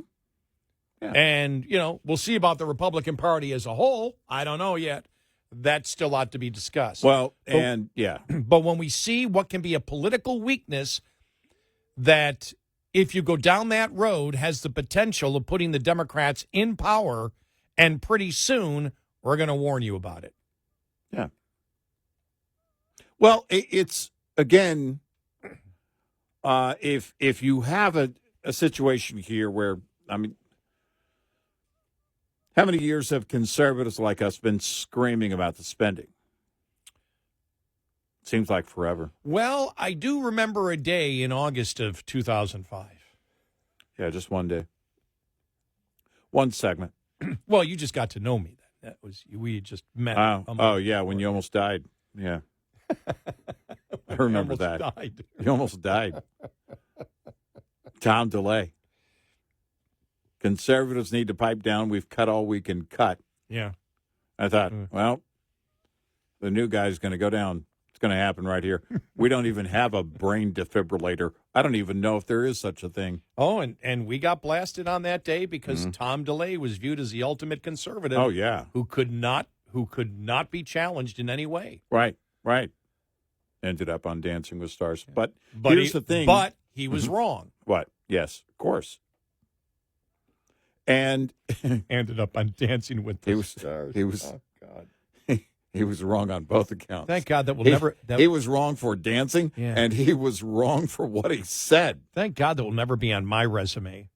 Yeah. Former talk show host Gary McNamara on Dancing with the Stars. And contestant on Dancing with the Stars. Oh, my gosh. Yeah, seriously. Somebody... That's not happening. Somebody check on me if that ever happens. I mean, seriously. Call the authorities.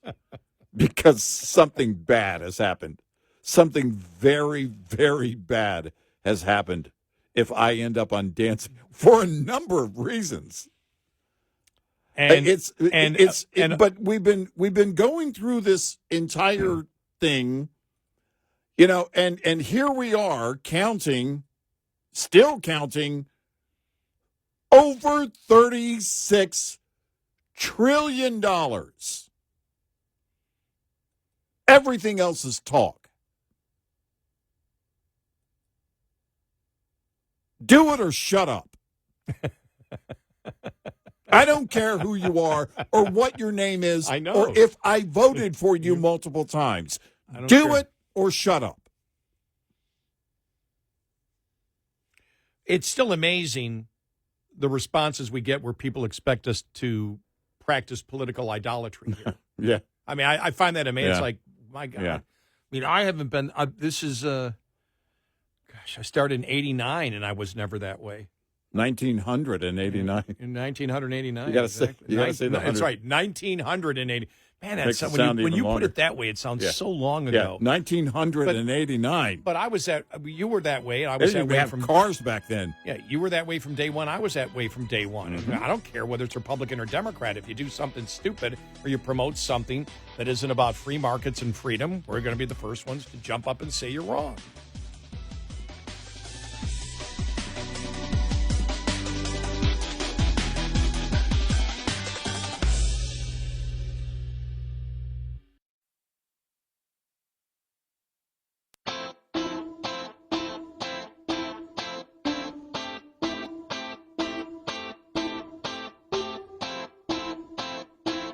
You're listening to Red Eye Radio from the Uniden America Studios. It's Red Eye Radio. He's Eric Harley, and I'm Gary McNamara. All right, I found this interesting. Just going to Representative Paulina Luna's X page. Mm-hmm. For too long, credit card companies have abused working class Americans with absurd interest rates, trapping them in an almost insurmountable amount of debt. We need a fair solution, and that means getting rid of the status quo and putting a reasonable cap on interest rates. Representative Paulina Luna partners with AOC on credit card interest caps. Senator Hawley and Senator Bernie Sanders sponsor companion bill in Senate. All right? Mm-hmm. Let's look at all this, okay? Okay. Here we go. Okay. Let's look at some of the replies to this. Yes, this is really needed. I believe in free market, but credit card interest rates are too high. Then you don't believe in free markets. I just love it. I believe in free markets, but credit card interest rates are too high. Yeah. You don't believe in free markets. No, you Stop don't. it. I mean, that first one, I can't even get by. Anna will get criticized for working with AOC, but we all benefit from lower credit card interest rates. Set political tribalism aside for win-wins that we can all agree on. All right? Then the next one. This is how you know the idea sucks. And it shows just all their faces. Mm. Yeah. I hope we see more of this between Democrats and Republicans. The hate for Trump can be blinding for some. However, in every administration, you all have the opportunity to still work together to do good things for the American people. Price controls and control in general has always been the MO of the left. Taking decisions out of the hands of those most directly affected is one of the central patterns of the political left that make them dangerous to the very people they think they are helping. And that is a quote from, the guy put a quote from Thomas Sowell. Mm. If you really want to help the poor and financially illiterate, you would just ban the credit cards completely. Right. An unhealthy alliance and a bad idea. Absent collusion, which is illegal, credit card interest rates are driven by default rates, economic conditions, and competition. Also, credit card debt is optional. A reasonable cap is a socialist notion, period. The next one. This is the response to Representative Luna's announcement that she is partnering with AOC to cap credit card rates. Not a good idea if you're a conservative in favor of free market principles. Credit card companies take plenty of risk, lending people money, hiring employees and consultants, creating commerce, and paying taxes. They are publicly traded companies with shareholders that won't take kindly to this type of restraint on commerce. Interesting, we're getting more of that now. Okay, here we go. This is a great bipartisan bill. I am no fan of AOC's, but I respect bipartisan initiatives that help the American people. Yeah. Bipartisan. Wow. There's that I'm word. no fan of AOC's. Yes, you are. Mm-hmm. What do you mean? You're not a fan of her looks? Her hair? This is big government at work. This is, as we have said, this is absolute politicians wanting to control the means of production through capital. Yep. Wow. Just amazing.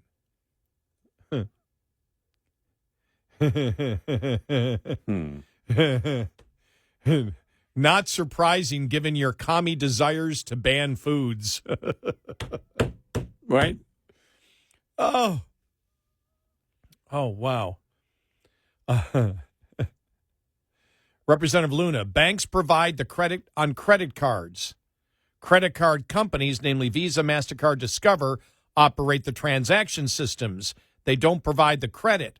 Credit card debt is unsecured. The default rates are high. The high interest rates are needed to compensate banks for the defaults and provide an acceptable profit. If you don't want banks to make a profit on credit card loans, then working class people will be unable to obtain access to credit.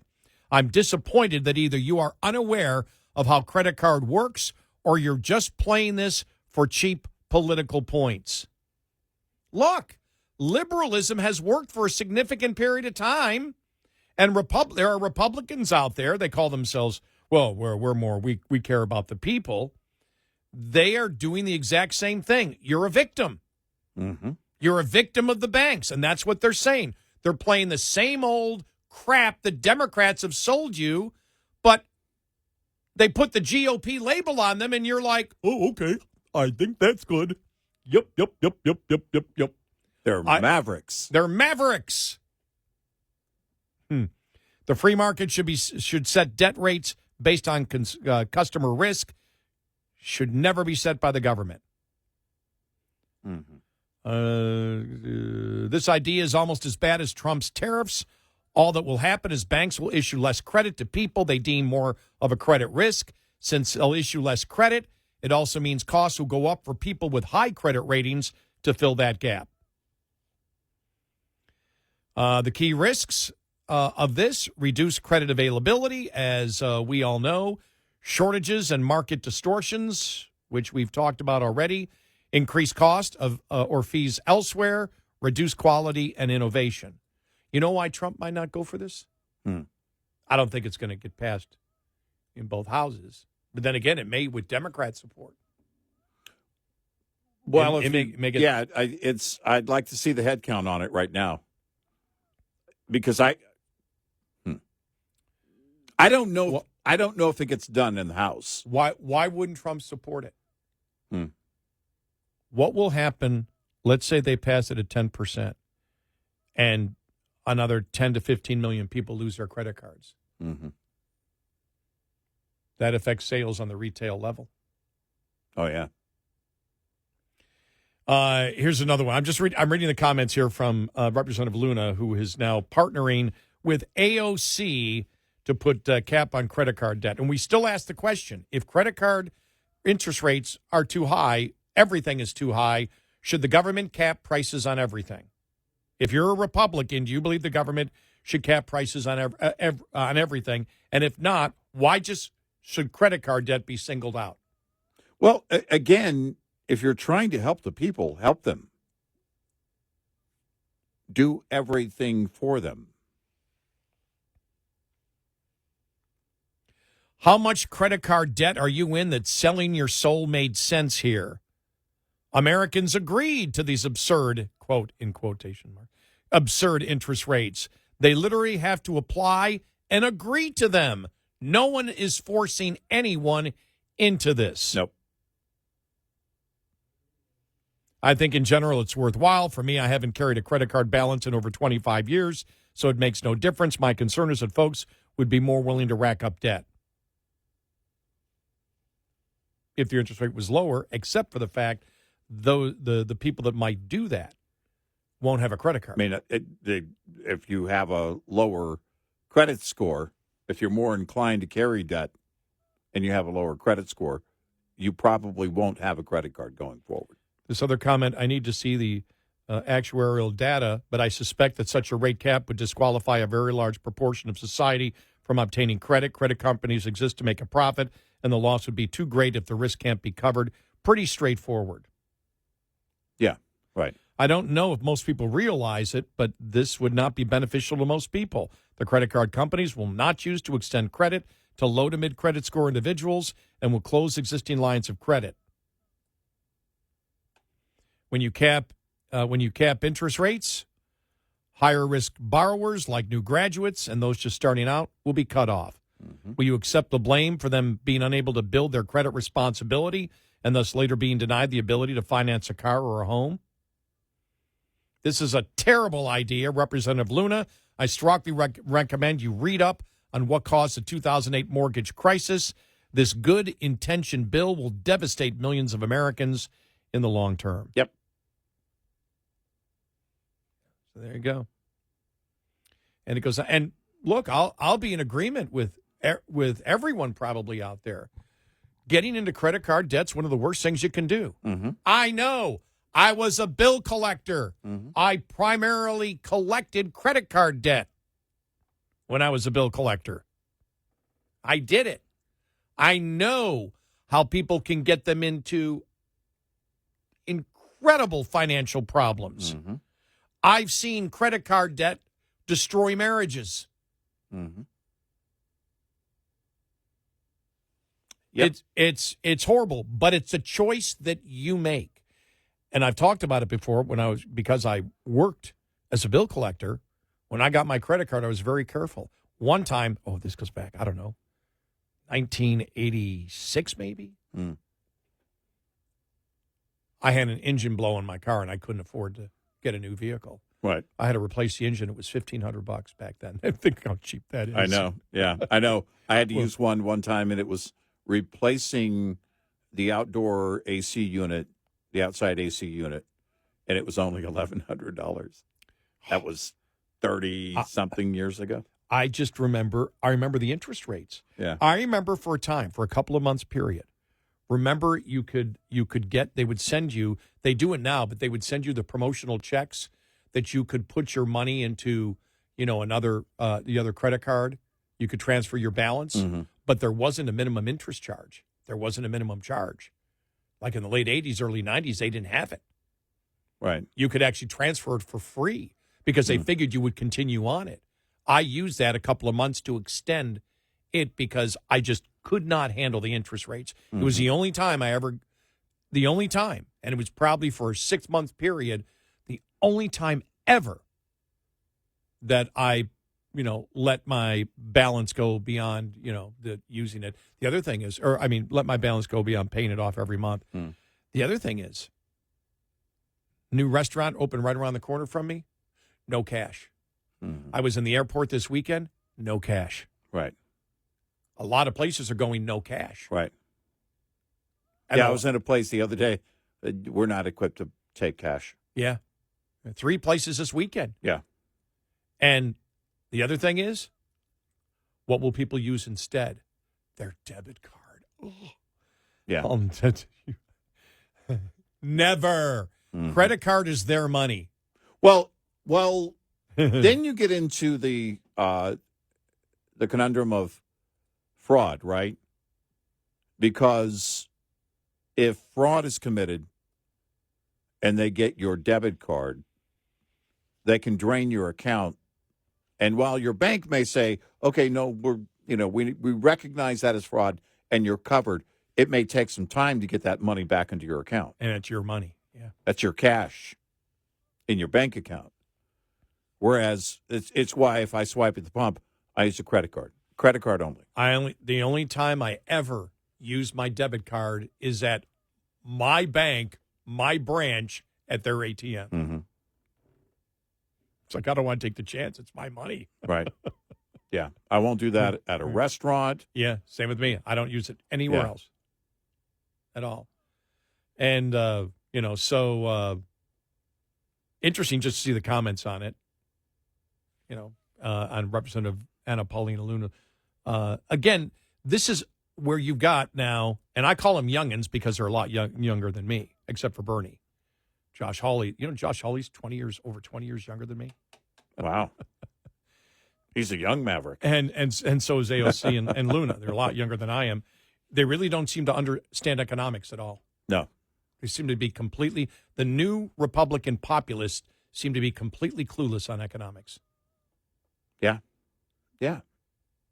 And, when you look at that, they don't, by the way, they don't care who it affects. It just looks good, right? We're going after the big bad corporations. That's what they want to do. 866-90-RED-EYE. We'll be right back with more Red Eye Radio with Eric Harley and Gary McNamara.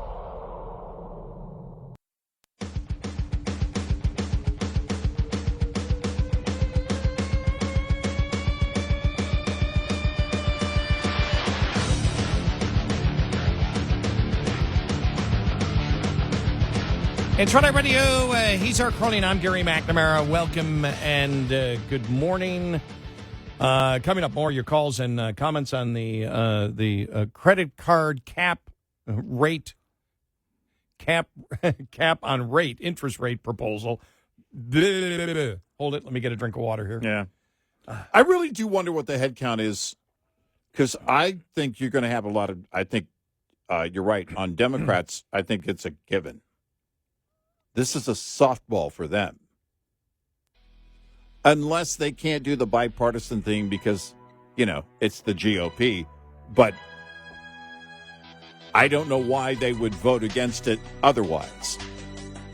So if you've got Democrats on board for this, how many GOP do you have on board?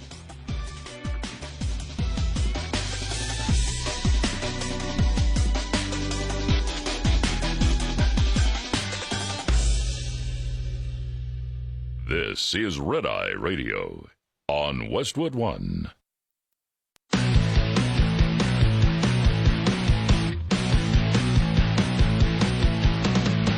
Now, it's Red Eye Radio.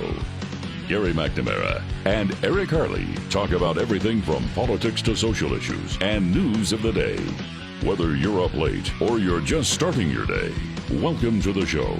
From the Uniden America Studios, this is Red Eye Radio. All across America, we are Red Eye Radio. He is Eric Harley, and I'm Gary McNamara. Welcome and good morning.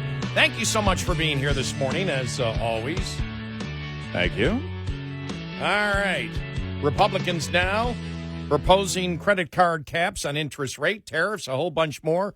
Let's go to you. All right? Why not? Let's go to Charles in West Virginia. Charles, welcome. You're on Red Eye Radio. Hey, thanks. It's actually Rush in Charlestown, but close enough. I go all the way back to listening to Gary up in Western New York. Wow. And appreciate you guys commuting with me every morning. Well, you're welcome. I think the majority of Americans are realistic and okay with credit cards being free market, charging whatever interest rate they feel necessary. The problem comes with the truth in lending. They have so many teaser rates and fine print in all their ads that they catch a lot of unsuspecting people. And if they would focus their legislation on that, I think they'd be a lot farther ahead. Well, again, you have to decide what then at that point would be illegal. And so far, we've heard of nothing being done that's illegal. If there is any kind of contract dispute, if they have not lived up to the terms of a contract, then the company should be, that should be something that would be actionable. But if you start creating new law that is, because we hear these words, Russ, like predatory lending, right? All right, well, what does that mean? Unsuspecting individuals, what does that mean? Well, it tells me that if you're not sure and if you don't understand it, then don't engage in the behavior. And if you make the mistake, get out of that behavior as soon as possible. But it's all voluntary.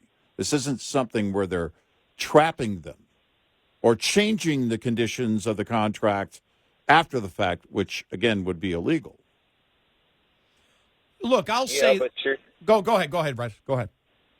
You're bordering on a stupid tax then, because it's not a tax. It's voluntary. It's not the government. It's voluntary. You don't have to engage in it. Everybody knows borrowing money requires you to pay it back. Borrowing money is not as good as spending cash on hand. Everybody understands that. I don't believe people are stupid. If you make a mistake and people do, then you have to correct the mistake, but that's on your voluntary behavior. How much credit card debt is there in the United States, and then go back and say you don't think people are stupid? No, I don't think they're stupid. They make the wrong choice, but they know exactly what they're doing when they do it. I don't agree. Well, no, look, I agree with you that people take out too much credit card debt. I believe that many people are hurt by credit card debt. I believe that many people don't read the fine print where it tells you what your interest rate is. Is it the government's...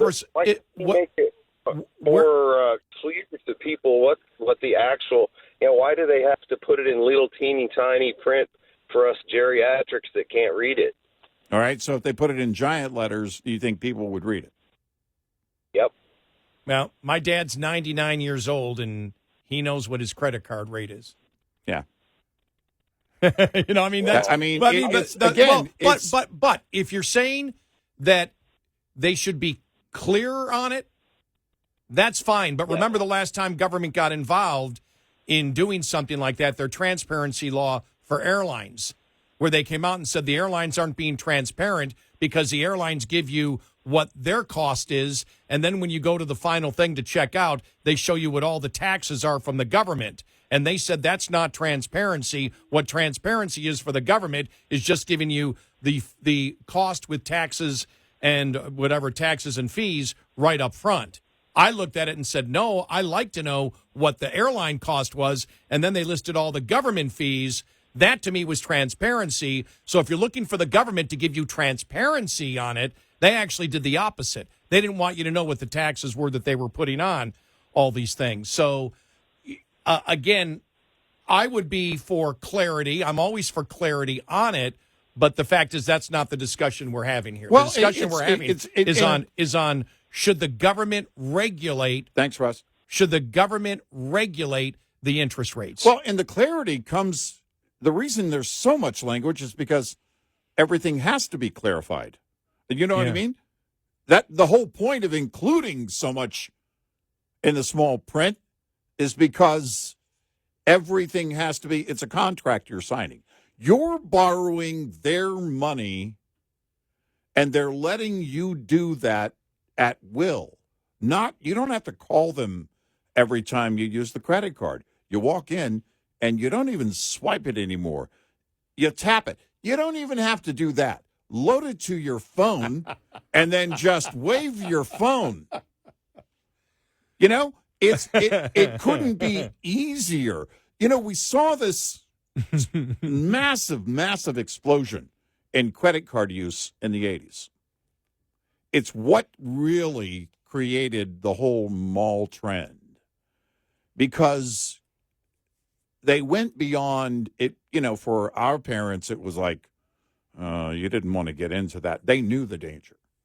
It was like, oh, mortgage is one thing. By the way, a mortgage wasn't looked at as great either. It was because you wanted to be able to own that home. You wanted to get beyond owing anybody. But when you really had this huge explosion of credit card usage, is you had department stores saying, oh, we'll partner with the credit card companies and have our own proprietary credit card that they can only use in this store. So when they come to the mall, they're not going to go across the hall. They're going to go to our store because they've got our card. So we'll do that. And people they were shopping like crazy. There was this massive, massive surge. I find it funny. The guy who actually created the entire idea of credit cards, a dining club, was named McNamara. True story. But if you think about this idea of borrowing their money, I will give you a limit. Here's your allowance, whatever the limit is. Here's your allowance. You can't go beyond that. If you do, you're going to have to pay. And if you keep a balance, you're going to have to pay. If you don't keep a balance and you live within your means, then you don't have to pay. Yeah, the thing is, and thanks, Russ, and appreciate you listening for such a long time, even to my early days of talk radio. But you really weren't on the topic of being clear, of being clear on it. As you said, there are so many things in it because they're lending you their money, and it's unsecured debt, and so they put everything in it. Now, if your demand is that the print should be greater because people don't read it, well, then fine, the government can deal with that. That's not the conversation we're having now. The conversation we're having is, should government control what credit cost from a credit card company or from a bank, not from the credit card company, because the bank actually loans the money. Right. Credit card company is actually the infrastructure of it. Mm-hmm. Let's go to Donnie in Montana about tariffs. Donnie, welcome. You're on Red Eye Radio. Hi. Yes, good morning. I was listening to you and Russ as well, and I tend to agree that I agree with Russ, and I agree with you also.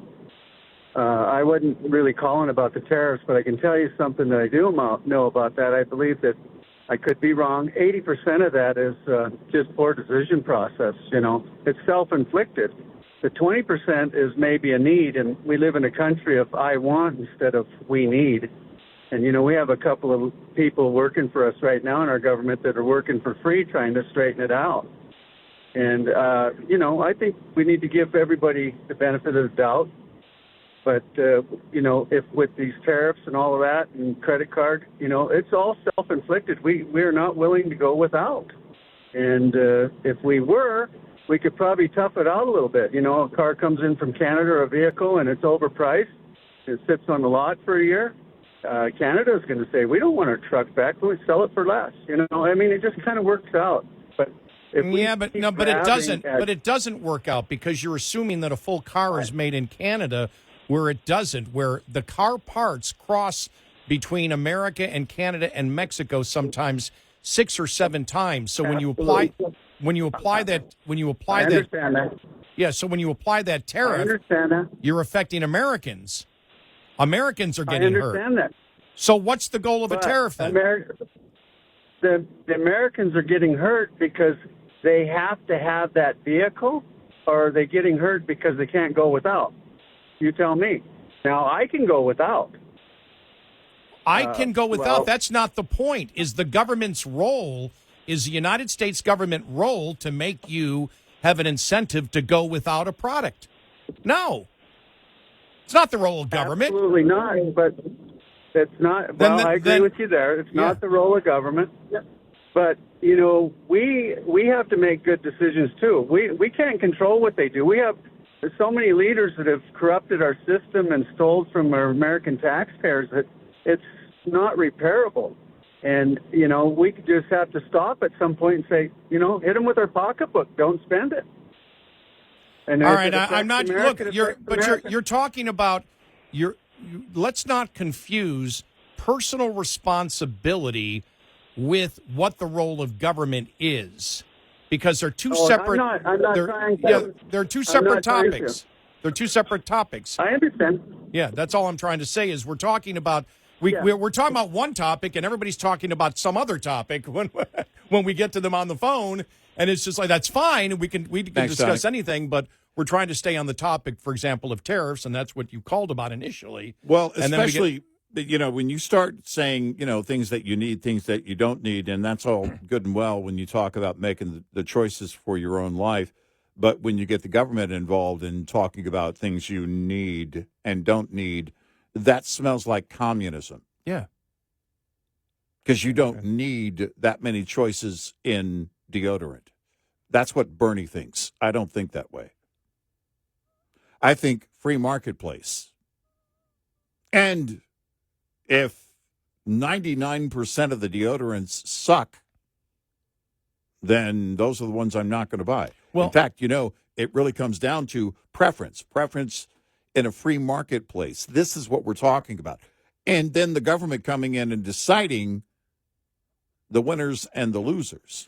Well, then we also get this thing that it's government's job to protect you from yourself. Right. Well, then fine. Ban alcohol, ban pot, Overeating. ban overeating, ban food. Mm-hmm. We can take this, we can take this wherever we want. We live in a free society. And that's why I said, I understand both last callers on personal responsibility in finances. The best education I had in finances was being a bill collector. Because I saw how credit destroys people's lives, overusing of credit, irresponsible use of credit destroys people. Right. I've also seen how responsible, we use credit responsibly. You can have a car, you can have a home. Now, I came from a father who said, credit card, yeah, you want to have a credit card, but I bought a $4,000 car one time, and I think I took out $1,500 in a loan. Mm-hmm. That's the only time I've ever financed a car. I've never financed a car besides that. Dad just said, home, that's it. And I listened to him. Now, it was tough because I had to go without for a long time. But, that became a habit for me. But the fact is, responsible use of credit can help you become more efficient and productive when you wish to do it. And that's not a bad thing. No, it happens in business all the time. Exactly. In fact, without it, many businesses wouldn't be around. But there's a difference between the personal responsibility you have and what government's role is in what is your personal responsibility. Right. Let us go to Rod in Michigan. Rod, no, hang on. Rod, hang on 1 second. I wasn't looking at the clock. We'll be right back. 866-90-RED-I. Brought to you by Hot Shot Secret. Hi, I'm Jen Loomis, a transport safety expert at J.J. Keller, and I'm here to share a tip on speed and space management. When driving, you need to manage the space around your vehicle so that there's enough space to allow you to adjust when traffic conditions change. The space ahead of your vehicle is the most important and one of the easiest to monitor and adjust as needed. One rule of thumb is to allow at least 1 second for each 10 feet of vehicle length at speeds below 40 miles per hour. At greater speeds, add an additional second. It's impossible to keep other drivers from tailgating you, but there are some things you can do to make it safer, such as increasing your following distance, avoiding quick lane changes, and slowing down. There are also several things you should do to ensure that there is plenty of space between the side of your vehicle and other vehicles. Don't hug the center line, avoid hugging the right side of the road, and avoid traveling alongside other vehicles in strong winds, especially crosswinds. This tip was brought to you by J.J. Keller and Associates. Visit us at jjkeller.com. Coming up, more with Gary McNamara and Eric Harley. It's Red Eye Radio.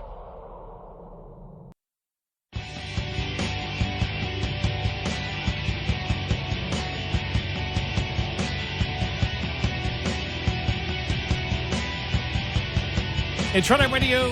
He's Eric Harley, and I'm Gary McNamara.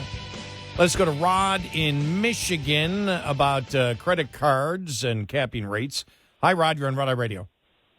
Hey, thanks, guys. You know, controls, they can provide stability to unlimited trade. However, as it comes to interest rates, the government should not be controlling the interest rates because of someone's ineptness to paying these exorbitant interest rates. However, the banks had come out for the last 20 years and they said, because the government's also trying to influence who we loan our money to, that we have to accept all of these different types of borrowers, that due to bankruptcies, we have to charge more, which is that high interest rate we're talking about, that everyone thinks that the government is just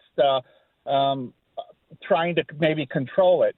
It's a certain profit margin they have to come up with, and that's why they have to charge the exorbitant interest rates on credit cards. And the government should not necessarily regulate it, even though it can get out of hand. Yeah, a lot of things can get out of hand. Thanks, Rod. Sure. Appreciate it. Thanks, Rod. Yeah, the rate of default, it's the first thing. The first thing you know when you get into banking. Mm-hmm.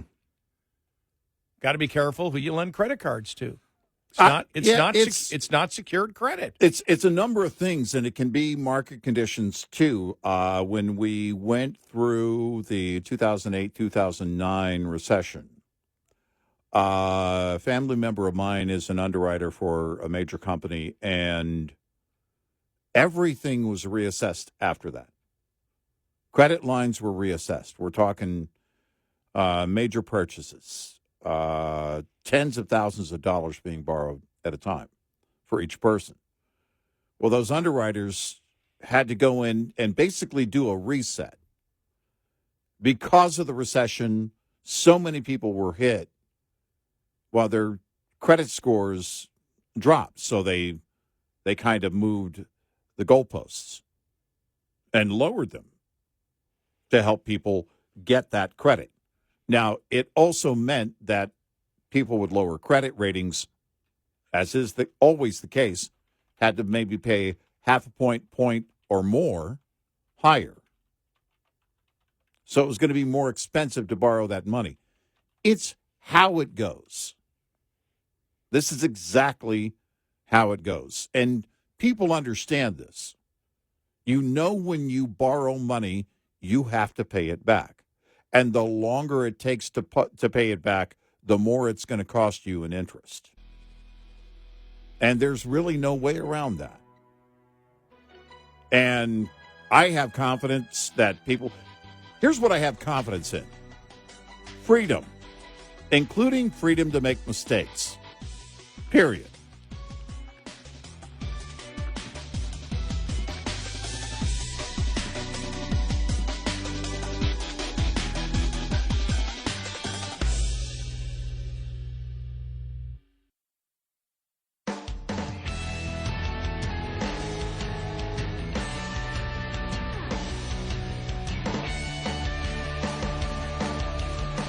Catch all 5 hours of the show live every night on the Red Eye Radio app. Available in the App Store. Red Eye Radio. And he's Eric Harley, and I'm Gary McNamara. Credit card caps on interest rates, tariffs, a whole bunch more. We go to Don in Michigan. Don, welcome. You're on Red Eye Radio. Hi. Morning, guys. If the government was to raise taxes by 25%, you wouldn't call that inflationary, would you? It depends what the tax is, but yeah, of course it would. You think that would raise inflation?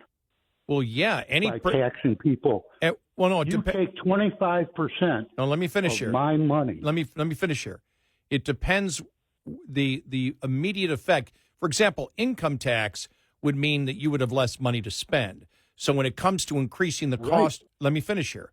When it comes to the cost of the particular good, no, that would not be as inflationary as a sales tax. A sales tax means you have to pay more for that particular product. If the sales tax does not exist and the sales tax is put on that product, that is inflationary at that particular point. VAT taxes, for example, that are put inside the means, that are put inside the means of manufacturing, raise the cost of that particular product, so it is inflationary. Tariffs, for example, if you want the evidence,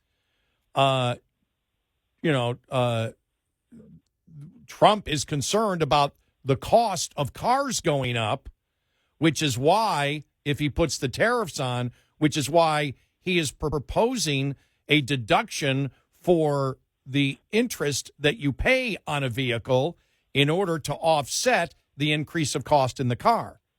So the tariff is inflationary, even from Trump's point of view. In fact, the day they announced that they were going to pause that so that the OEMs could adjust for the impact was proof that they knew it was going to be inflationary. Yeah. It's short term. Well, they said they have to adjust for it. What does that mean? It means it's going to cost people more. Cutting the tariffs indefinitely? No, they're giving a short-term reprieve so that those cars can be manufactured here. Now, the reprieve isn't long enough because it's going to take years to build a plant here. But my point is... No, wait a minute. No, Don. My pocket. Don, that isn't right. They have said, in fact, Trump has promoted it. This is where we're saying they're all over the place on tariffs. On one end, he's saying it's temporary just to get the manufacturing back here. On the second point, he's making that he wants permanent tariffs because he wants to get rid of the income tax, and everything in this country would be raised, all the money would be raised by tariffs to run the government, and we've gone through that on the show, showing that can't be done. Do that. That's impossible. Right. But we're not bringing that up. I agree with you there. Okay. But when you take 25% of my income away from me, whether it's through tariffs, taxes, you name it, I will spend less, not more, because the government is taking my money. So I have less to spend. And if I have less to spend, it's not inflationary. Well, you take 90% of my income away from me. Well, you're right, but inflation... I only have 10% to spend. Don, that's not inflationary. All right, we've covered that. That's only one thing that tariffs do. Tariffs increase the cost. Tariffs also make it so you sell less product, which means you hurt the economy and workers get laid off. When they talked about the steel and aluminum tariffs in the last Trump administration, they talked about how it wasn't inflationary. Well, it was inflationary, but it didn't cause the out-of-control inflation you saw when you increased the money supply, as the government did, which sends out-of-control inflation there. But tariffs can only do a number of things. It gets people laid off because it reduces production, and it hurts the profit margins of companies because they don't produce enough. And also, until you get to that particular point, because you're right, supply and demand, if people are getting laid off and inventory is sitting there, they got to get rid of it, prices come down, and so people will start buying, but you've gone through that process of economic hurt, and for what reason? And if the reason is to get the production over here, you have to keep the tariffs on, because once you take the tariffs off, then they're going to go back to those other countries to continue producing that product. And the other thing is tariffs. But the other thing is, the one thing that people don't understand, there are thousands of people, thousands of companies that are making the parts for vehicles. They cross the border multiple times. Apple did a thing or Wall Street Journal did a thing on the iPhone a couple of years ago. And it was the iPhone is produced, I think it was in 24 different countries, and there were over 400 different worldwide manufacturers in those 24 countries that produced the parts for the iPhone, including 68 in the United States. It was only assembled in China. They're not made, they're assembled. The products come from all over the world. And so one of the concerns with cars is car parts and different engine parts, whatever, cross the border to different manufacturers on a consistent basis. You'll have, for example, start building a generator in Canada To finish it comes back to the United States. To do something else goes back to Canada. Comes back to the United States, go back to Canada. Some of these parts cross the border 6 or 7 times. You tariff it every single time. And the tariff also affects every American company that has to buy that steel or any company that has to buy that car. And so it hurts other companies that make products that aren't covered or doesn't have tariff relief. That's the problem. Well, it seems to me that at one point in time in this country, we didn't import half as much as we do today. The reason we import today is we had cheaper labor in other countries. That's what drove companies to go there. Well, there were a lot more. Now, if that cheaper labor did not exist in those countries, we do very little trading with the moon. It doesn't hurt us. But we trade nothing with the moon. What you have to understand or is, Venus, Don, or any other planet. There are thousands upon thousands upon thousands more products that exist than existed 100 years ago. And you had many countries that were not advanced. You had more third world countries. Poverty now is at its lowest rate ever as more countries, because of technology, are becoming more advanced. But there are probably millions of more products that exist in the United States than there were back then. It's a completely different economy. 100, 150 years ago, light years in difference compared to an economy today. Are you saying that if China and Russia and a lot of these other countries were to disappear off the face of the earth, America would just go to hell? No. Without them, we're done. No, actually, no. I didn't say that. We're not saying that. We could produce, if we put our mind to it, we could produce everything that Americans needed in this country. We don't have anywhere near the manpower to do that. Well, all the other countries on earth, right, and then you could still survive. Right, but then we don't trade with anybody else, and they're growing. There are still in Asia, it's still growing. You have billions of people that you could sell to, but if you're going to put tariffs and only produce what you want in the United States, you have a dead market. The population isn't growing fast enough. You don't have a market. You don't grow. You've got billions of people worldwide to sell your products to. That's why exports from the United States are a third of the economy, and in places like Texas, even more than that. So, yeah, you could do it. Prices would be a lot. You could do anything. Prices would be exorbitant because you wouldn't have as much competition. If you want to limit your buying base to 340 million as opposed to billions of people potentially, then, yeah, we could do that. Yeah. Certainly we could. But Well, my point... Go ahead. My point is there are countries that we don't trade with today because they have no benefit to us, but it doesn't hurt us that we're not trading with them. They have to have a benefit. And right now, what we do is export debt. We give them dollars and they give us products. Right. But that and dollar. We're just exporting our debt. Right. But that dollar has to go somewhere. Where does it have to end up? It ends up back here buying treasury bonds. Right. Because of the irresponsibility. Which lowers the interest rate. Because of the irresponsibility of our government. Right. Which gets us back because to it's not our government. Don't blame our government. Blame our people, not our government. And if you say they're one and the same, they're a different. I agree. I agree. I'll add the elected people. officials. Yeah. You're right. I'll add the people, but the elected officials actually do the legislation that spends the money. But I'll agree with you. The people have responsibility as well because the people are okay with the debt that we have. This is the show that said that for the longest time. We have no problem. That's not a point of argument with us. But the problem is the debt is created by the United States. So my point is it gets back to the United States is at fault. Mm-hmm. Right. If that's being used to buy the debt, which eventually they have to transfer that. The money, if the money can't be used to buy a good or service eventually, then your dollar will crash. And it hasn't crashed yet. Right. It has to come back. Right. So. And I'm with you. Yeah, but with we you don't, all, yeah. We don't hear the outrage. Yeah, that's not. I mean, there's, our audience notwithstanding. Yeah.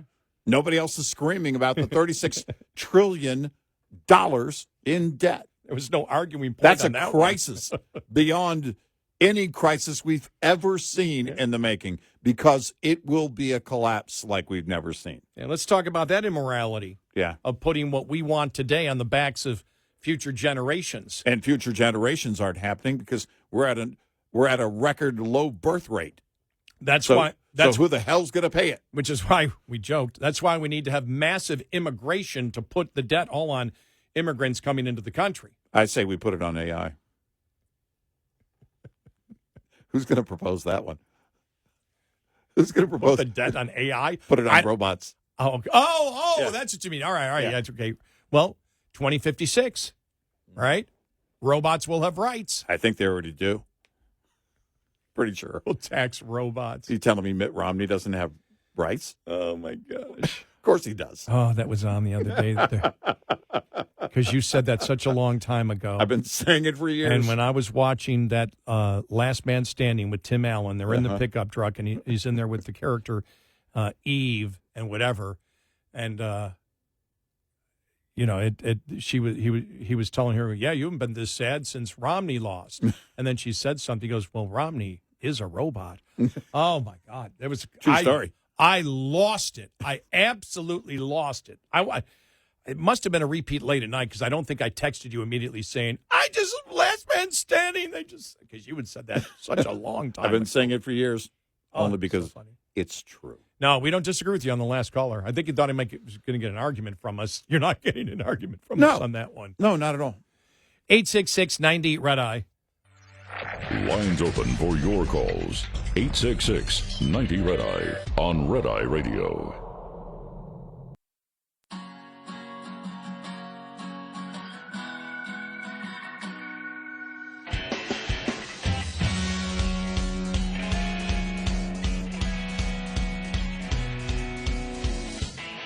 It's Red Eye Radio. He is Eric Harley, and I'm Gary McNamara. Welcome and good morning. Download our Red Eye Radio app today, because when our show ends in an hour, a couple minutes later, it becomes our podcast. That's right. We record the show, and you can listen to it in case you're not able to listen to all 5 hours, which should be mandatory. Yeah, we do require it. We just don't have an enforcement mechanism. Right. Soon, you get in before the Red Eye Radio tariff is applied. Right. You want to make sure you get in before that. Right. We will levy a penalty against you. Right. And we don't know what that's going to be yet. And to our many Canadian listeners that we know we have out there, 300% tariff. Now, 300 times 0 is still 0. Well, technically, we're going across their border. Oh, that's true. We are crossing their border. But then they reciprocate by downloading our app.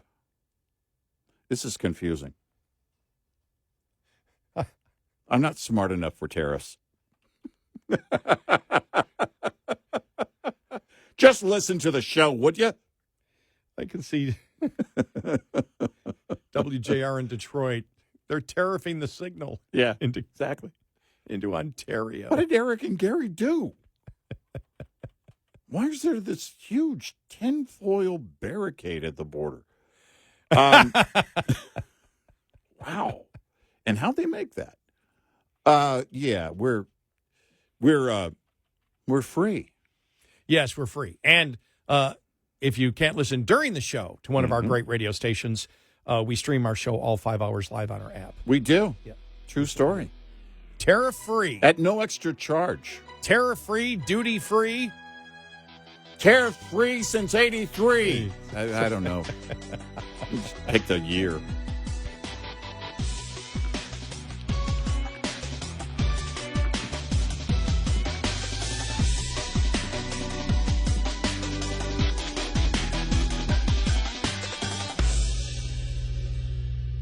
This is Red Eye Radio on Westwood One.